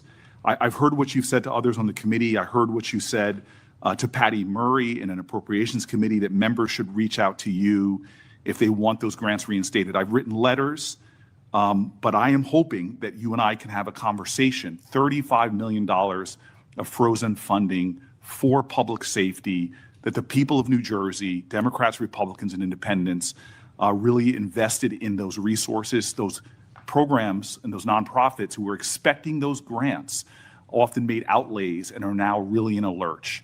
Can we talk about those grants and the restoration of them, please? Yeah, and Senator Booker, I had stated earlier that yes, we did terminate grants. We have an appeal process. We have turned some back on. We are appealing. We are looking at some. Some we have denied. Some are still pending. I believe we have multiple appeals pending with New Jersey, and I would be happy to sit down with you and look at those appeals. I believe one is with the city of New Jersey. I know there are multiple ones pending, but of course, I would be happy to sit down with you or any senator or any House member and look at grants that have been terminated. I've been doing that, and I would welcome that. But I will be the first one you sit down with, correct? Absolutely. I'd love to sit down with you on that. I'll look at those tomorrow, Senator Booker. Thank you very much. I want to move on. But we have been restoring some grants. I understand, some have been but denied, some have not. In New Jersey, none have, and I really want to get to the bottom of that, and hoping that we can reinstate some of those grants. The second thing I want to move on to is that earlier this year, the Department of Justice charged Newark Mayor Ras Baraka after he sought access to Delaney Hall Detention Center to conduct oversight. The charges on their face, to many of us, especially in New Jersey, were clearly baseless. Many people say they're politically motivated. And then the judge, the federal judge, admonished the prosecutors for even bringing the case. This is the quote from the federal judge. Federal prosecutors serve a single paramount client, justice itself. Your role is not to secure convictions at all costs, nor to satisfy public clamor, nor to advance political agendas. The federal judge went on to call the charges embarrassing and a worrisome misstep. Mayor Baraka was arrested that day on the scene, and I know you understand this, to arrest a mayor of a major city on charges that were called by a federal judge embarrassing and a worrisome misstep is very concerning to me, and I think should be to the whole committee. A recently released video shows a federal agent telling fellow officers that the decision to arrest Baraka was, quote, per the Deputy Attorney General of the United States. And I'm assuming that person is Todd Blanche. This is evidence to me that this decision wasn't made by people on the ground in the field, but by Maine Justice, that they were directing an arrest from DC on the scene. And it leads to the conclusion that this was a political decision, that the decision to arrest was not made by the people who were there on the spot. And I can assume that you can see how that's problematic to me. So I have questions not about the case, but really about how the decisions to arrest and charge Baraka and now MacIver, Congresswoman MacIver, were really made. Before this committee, I am saying that I'm going to submit these questions for the record, and I'm really hoping that we can understand how those decisions, as our oversight, how we're making decisions, especially for high-level officials in my state, the mayor of our largest city, the congressperson of that city, and I'm hoping that you could respond to those letters on the record. Yeah, and Senator, that matter is ongoing, and so I can't discuss it. As an attorney, you realize I can't discuss an ongoing matter. And I respect that. I guess I just want to know, and we'll leave this for the questions for the record about the decisions on how they're being made, not the case in itself. I want to move on. And again, I've heard your testimony so far. I know that there is data about violent crime in this city, but I'm really concerned about the application of Justice Department resources towards the challenges we have. You and I both know that about 11,000 Americans have been killed by a firearm just this year. The Department of Justice, according to the White House's own documents, as well as that of the conservative think tank Cato, have shown that there has been a significant movement of law enforcement resources away from many other issues and into immigration enforcement. And we are seeing that in that immigration report, a lot of the people are not the violent criminals that we are really needing to rid our streets of. In total, according to the Cato Institute, you've reassigned 7,460 law enforcement away from their primary duties, investigating drug traffickers, prosecuting child pornography, targeting high-value white-collar criminals, and again, forcing them, this is according to the Cato Institute, into low-level immigration enforcement. This includes, in terms of gun violence, 1,778 agents from the ATF to this kind of immigration enforcement. The White House itself has said that they diverted 45% of all of agents in 25 FBI field offices to work on immigration full-time. As a person who worked very closely in my time as mayor with the New Jersey field office, that's really concerning given the other threats. But it doesn't end there. The DOJ has eliminated the Organized Crime Drug Enforcement Task Force, the independent component of the DOJ whose job it was to combat transnational organized crime, dissolved the Community Relations Service, which in New Jersey has been invaluable over 60 years, responding to communities experiencing conflict or violence, and something that people on both sides of the aisle of this committee have really invested in. You all have rescinded VOCA and VAWA grants to support survivors of sexual assault and human trafficking. There seems to be a disconnect here between the application of the resources of the Justice Department on the things that are most concerning when it comes to crime and where they're being directed instead. Senator Booker, first to OCDEF. The most important point is that the work of OCDEF is continuing. The executive office is being dissolved. We have said that, but the work of OCDEF is continuing. The resources that were previously provided to law enforcement organizations through OCDEF are now going directly to those organizations. I will assure you, no work will be sacrificed as a result of getting rid of the executive office of OCDEF. The agents and the attorneys are working with Homeland Security. They're all working together as a unit.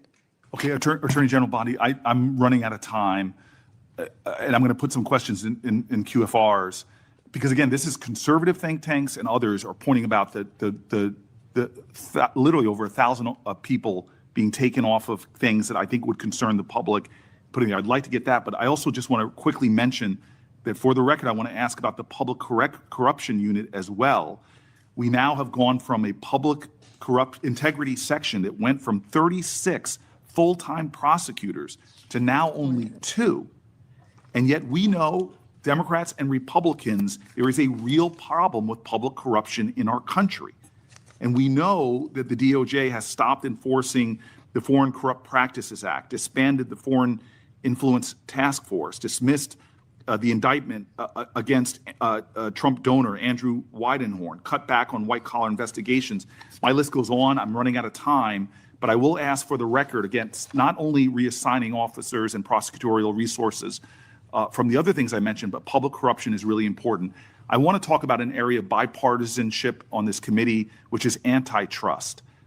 This is a very bipartisan area.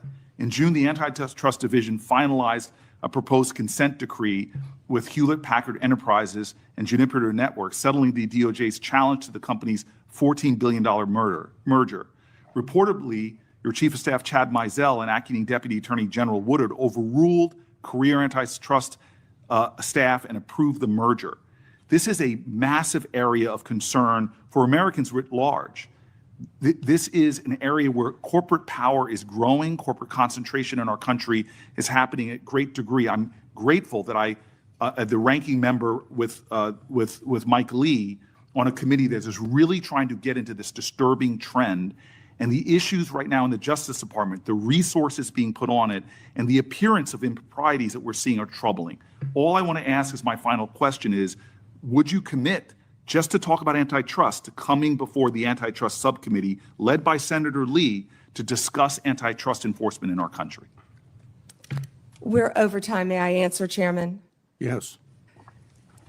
Senator Booker, I work hand in hand with Gail Slater. She is doing an incredible job. I said that earlier. I will let Gail Slater handle all matters with antitrust. The HP matter, Juniper, is a pending matter still because, as you know, it has to go before the courts, even after a decision has been made, and that's where it's pending right now. If I can go back to your previous two questions, first about our agents being reassigned. Our agents are working tirelessly on their day jobs and with Homeland Security. And right now, they're not getting paid. And they're on the streets during a government shutdown, working to keep every city in this country safe, in New Jersey and in every state. They're working together with DHS on task forces, but they're also doing their core mission, and they're getting child predators off the street. They are working so hard with all the agencies hand in hand. That has not been sacrificed. And I'm so proud of the work that the FBI, DEA, ATF are doing. ATF agents have worked tirelessly. I am in constant contact with them on the incredible cases that they're making to keep our country safe and our world safe, especially our DEA agents who are stationed around this world, and now they're not getting paid. Back to the public integrity section, the last point you made. It has not been slashed. Those are going to the various U.S. attorney offices to be handled in each office around the country instead of one unit based in D.C. Yeah. Thank you, Senator. Before Blackburn, my Democrat colleagues continue to criticize the DOJ for their role in President Trump's historic immigration crackdown. They've talked about due process. They've talked about the lack of transparency and oversight. However, my Democratic colleagues were silent about the former Biden administration failure to vet Afghan evacuees. Instead of coming clean, the Biden administration dismissed and failed to answer my oversight request. Not a peep from my colleagues about these massive vetting failures. The Department of Homeland Security Inspector General confirmed these vetting failures. Senator Blackburn. Thank you, Mr. Chairman, and AG Bondi, thank you for your time before us today. I have found this hearing to be so instructive because it has pointed out to me the lack of caring from my colleagues across the dais when it comes to how the DOJ under Biden was weaponized, how they used this for political attack on their political opponents, and the smugness from some of my colleagues across the dais. I think they enjoyed it. I think they wanted it to continue.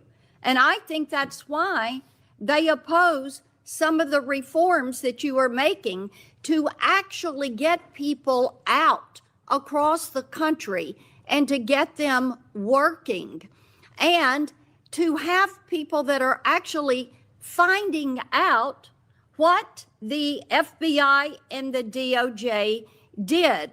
You look at what happened with Crossfire Hurricane and the way some Democrats tried to blow that up and make it some big issue and all about Donald Trump and the accusations. And of course, they've been proven wrong. You look at what has happened, what we're finding out about Arctic frost and the way we were surveilled and the way Senator Graham, Senator Hawley, and I, we don't know what all they got. We don't know who all they tracked. But to tap our phones, to pull that data for these wireless companies to have allowed them to have that and for them to use it in their investigations, how disgusting is that? And their attitude and lack of concern about the weaponization of the DOJ. I've had a couple of colleagues who have been so concerned about some bureaucrats at the DOJ and the FBI being fired. You know what? If they did wrong, not only fire them, prosecute them. And my hope is that as we look at what happened with Arctic Frost, that there will be a special counsel, that we will do our due diligence, and that those who did this wrong, this illegal activity, absolutely, they need to be prosecuted and they need to face the full extent of accountability within the law. I made a note of how resistant they are to reform. And in my opinion, what this shows is that they don't want one tier of justice. What they want is two tiers of justice. It was their play box. They could get in there and manipulate and use it to spy on us. So they saw this as something that furthered their political goal. So I am pleased that you are cleaning house. And those who have not served the American people well, fire them. They need to be gone. They need to be gone. Talk for a moment, just a moment, about what you're doing to end the weaponization.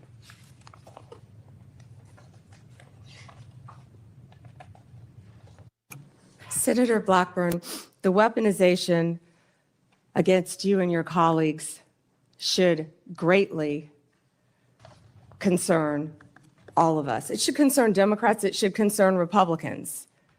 Yet, we don't see that. There was a two-tier system of justice under the Biden administration. We're learning that every day. We saw Jack Smith weaponize the Justice Department against Donald Trump.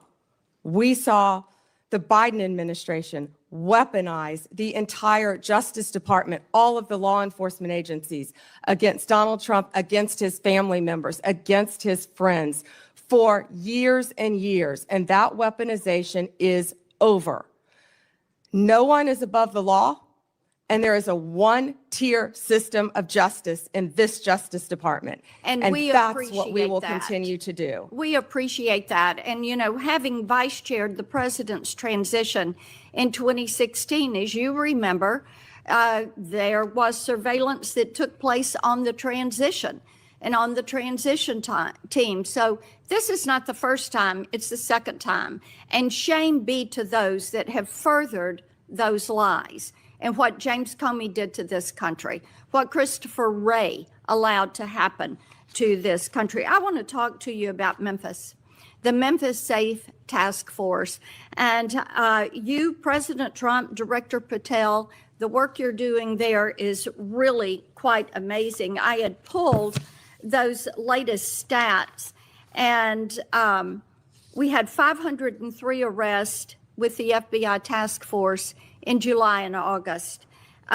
We've added, with your Memphis Safe Task Force, just last week, 321 arrests, 83 firearms that were seized, 7 missing children that were recovered, 28 known gang members have been arrested, and the list continues to grow. We've also gotten over 120 federal indictments.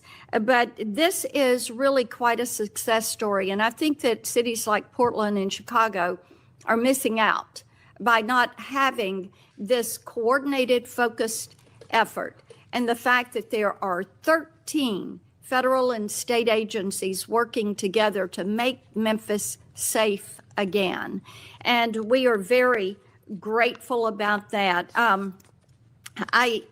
One of the things that we are working on is to end a cashless bail. We have a very liberal DA in Memphis that has campaigned on avoiding cash bail. And we had a good hearing on this last week.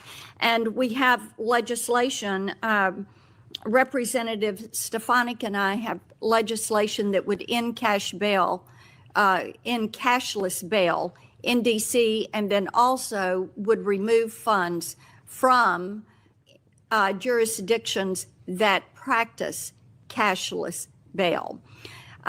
touch on that and the importance of having cash bail for that accountability, keeping those criminals off the streets.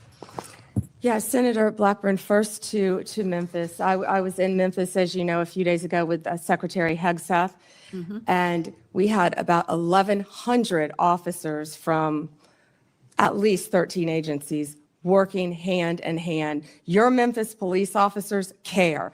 They want to be out there doing their jobs. And what we said is we have federal law enforcement officers now who have their backs. They were thrilled to have us there. The mayor, Paul Young, is working well with us. Of course, Governor Lee was there. You have been a champion of this. Senator Haggerty has been a champion of this. You both, before I was sworn in as Attorney General, you both brought this problem to my attention. You talked to Director Patel, and Director Patel was on the ground right away in Memphis attempting to make Memphis safe. But we knew we needed so much more than that. He put a huge dent in the problem. But Memphis's crime is through the roof, the highest violent crime rate in the entire country.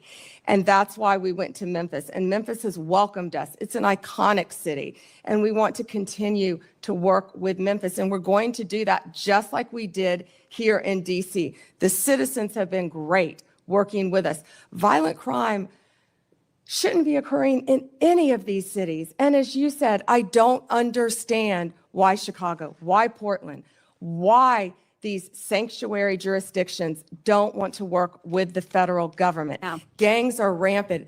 Transnational gangs are rampant in these cities because they're harboring them, no longer under Donald Trump.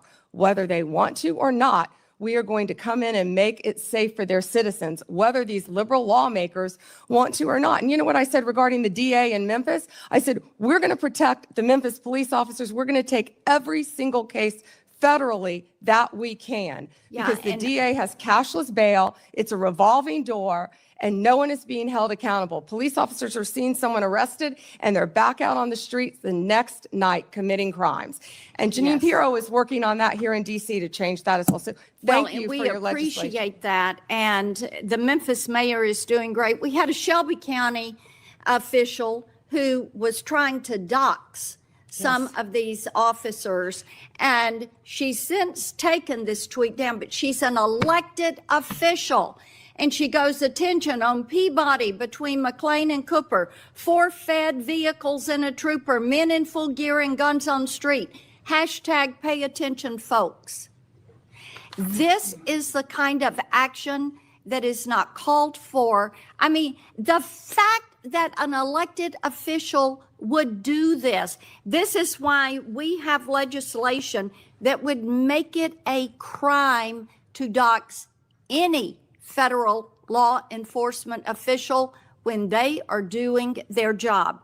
And these apps, and Apple and Google say that they've removed these apps, but I tell you what, these law enforcement officers need to be protected. We appreciate that you are doing that. Thank you for being here. Thank you, Senator.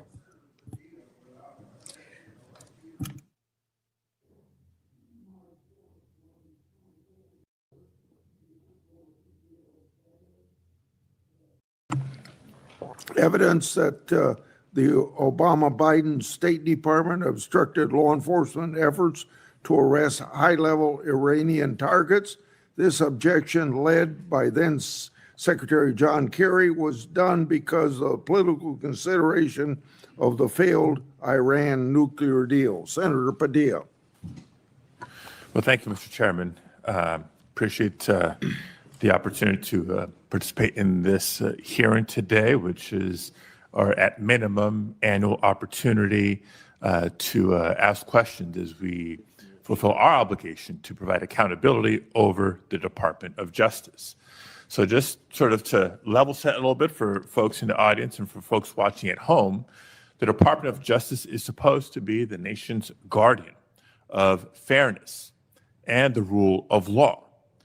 The power of the Department of Justice is built on public trust and a belief that prosecutions are based on facts and law, not on politics or personal loyalty. And I call that out, Mr. Chairman, because when that breaks down, when the public trust breaks down, then justice itself is at risk. But under this Trump administration and the leadership of Attorney General Bondi, I believe the independence of the Department of Justice has come under attack. The department has been reorganized, it's been realigned, and repurposed in ways that we've never seen before. Important offices have been closed, key programs dismantled, and agents diverted, all without congressional authorization or transparent justification. Now, these are not minor bureaucratic changes. They represent a fundamental shift in the Department of Justice's missions and priorities, its policies, and its practices. And for example, career prosecutors have been pressured to change decisions in politically sensitive cases. Ethics oversight has been taken away from independent career professionals and handed to political appointees with little experience in these matters. Internal working groups have been created to revisit investigations involving President Trump and his allies. And together, these steps send a dangerous message that prosecutorial decisions can be driven by political loyalty instead of the law. Now, even more troubling is that the Department of Justice has pulled resources away from organized crime, away from counterterrorism, away from the protection of civil rights to focus on immigration enforcement. The American people expect a Department of Justice to pursue violent crime, as do I, to pursue corruption and threats to national security, not to serve as an arm of immigration policy, and in so doing, under-resource other critical missions. Now, the Justice Department's credibility depends on the public's faith in justice, and that the justice will be applied equally to every person and not reserved for the powerful or the connected. And that faith must be protected. And so it's in that spirit that this committee has a duty to ensure the department's work remains lawful, remains transparent, and remains true to its highest duty, the fair and impartial administration of justice. Now, that being said, I do want to get into some specific items with Attorney General Bondi here, beginning with the firing of Michelle Beckwith. Michelle Beckwith was a 15-year career prosecutor with the Department of Justice. She prosecuted in her career some of the worst in my home state of California: sex traffickers, transnational terrorists, those who this administration claims to care about and be targeting, prioritizing in taking them off the streets. And it may surprise some to learn that Ms. Beckwith was unceremoniously marched out of her office and fired from her job in July of this year. Why? Not because she failed to do her job, quite the opposite. It was because she had the audacity to remind Border Patrol Chief Gregory Bovino that he was obligated to follow a court order and the Constitution in California. According to reports, she was fired less than 6 hours after she told Bovino he couldn't arrest people without probable cause. 6 hours. So my first question, Attorney General Bondi, is a simple yes/no question. Do you believe that government officials like Gregory Bovino are obligated to follow applicable court orders, whether they agree with them or not? Yes or no? First, Senator Padilla, you have gone on for over 5 minutes, and I wish that you loved your state of California as much as you hate President Trump. We'd be in really good shape then, because violent crime in California is currently 35% higher than the national average. Property crime in California is 18% higher than the national average. That should be something that we should be talking about and working together on, yet we're not. And no, this is important. You're talking about all of my agencies, and I want to let you know what DEA has been doing, and they are working hand in hand with I Homeland appreciate Security. that. And I'm gonna No, be you can't asking go some on for questions 5 for the minutes and record criticize as my well. agents who are out I working asked a without simple yes pay or no right question. now because you voted Mr. to Chairman. shut down the government. They're out Chairman. there working without pay. Mr. Chairman, I asked a simple yes or no question. Attorney General Bondi is DEA, refusing 4,500 to respond. kilos So let of me move on to fentanyl the and next 50 million topic. fentanyl pills Because off the streets. while under your watch, your FBI, prosecutors 23,000 Mr. Chairman, violent criminals. U.S. Marshals, Mr. Chairman, order, please. 51,000 fugitives. I'm trying to get, I'm not getting an answer to my question. I'm trying to move on to the next question or the next topic. Mr. Chairman, order, please. Thank you. Because under Attorney General Bondi's watch, career prosecutors are being fired for telling agencies to follow the law and uphold the Constitution. Meanwhile, there are instances of allies of the president who seem to be getting let off the hook. I won't reiterate what some of my colleagues have already brought up in terms of the dismissal of the investigation into Tom Homan and his alleged acceptance of $50,000 as payment by undercover FBI agents posing as business executives looking to secure contracts with a future Trump administration. Because if the reports are true, it's not just the underlying conduct of Mr. Homan, which would be absolutely unacceptable, but the dismissal of the investigation charges raises concerns about the influence of the White House on the Department of Justice. Again, a simple question, and I'd appreciate a simple and brief answer. Whose decision was it to end this investigation? I have answered that question multiple times, yet you didn't have the courtesy to be sitting in here for the hearing. I'm not going to answer it again. And I find it interesting that you want order in this proceeding now. Excuse me, Senator. Then you I will want ask a order in this follow-up question. proceeding Mr. now. Chairman, order, you sure please. didn't I have will ask a order when follow-up you question. stormed Secretary Nome Mr. Chairman, at a press Mr. conference Chairman, in order, California, please. did you? I will ask a follow-up question. Would you commit to either releasing the tape or at least making it available for members of this committee to review, yes or no?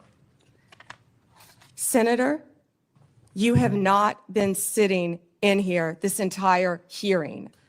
I've answered the question, and I also want to tell you that our ATF agents had seized 25,000 illegal firearms. So we will try again and move on to different in your topics. home state. We are prosecuting Chairman, illegal order, aliens please.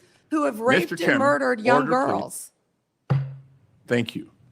So when I haven't been in this hearing, I've been watching from my office, monitoring the entire hearing, just so everybody is aware.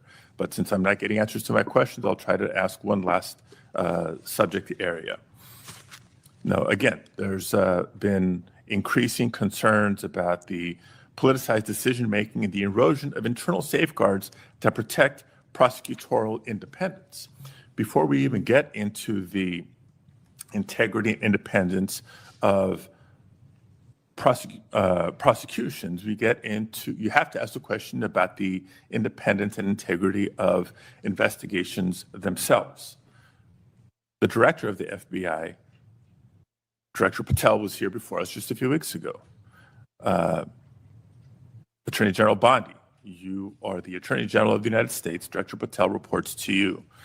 Do you believe he's doing a good job, yes or no?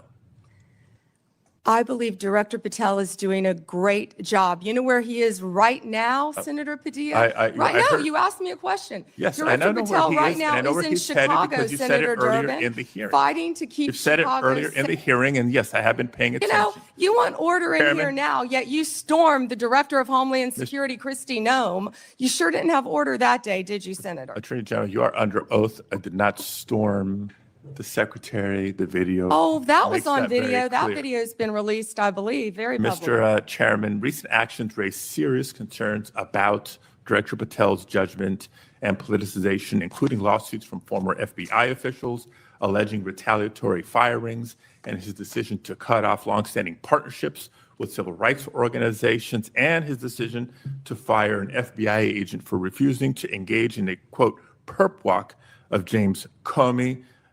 And on top of all that, his prematurely claiming that subjects were in custody after the shooting of Charlie Kirk. I take Attorney General Bondi's endorsement today of his work as her support for those actions. Thank you, Mr. Chair. May I respond, Senator Chairman? Yes. Under Director Patel, 23,000 violent criminals have been arrested, a 91% increase over last year. More than 1,500 child predators have been arrested. We are making cases in your jurisdiction constantly in California, and I wish you would care about those cases. We have disrupted 1,600 gangs and criminal enterprises, 1,600 gangs within this country, thanks to Director Patel and the great men and women of the FBI. Senator Schmidt.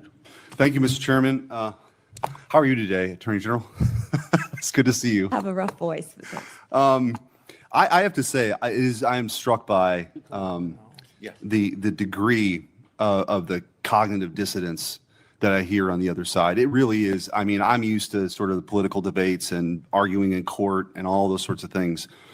But to hear the other side of the dais talk about weaponization is truly shocking, given what we know now. And I thought what I might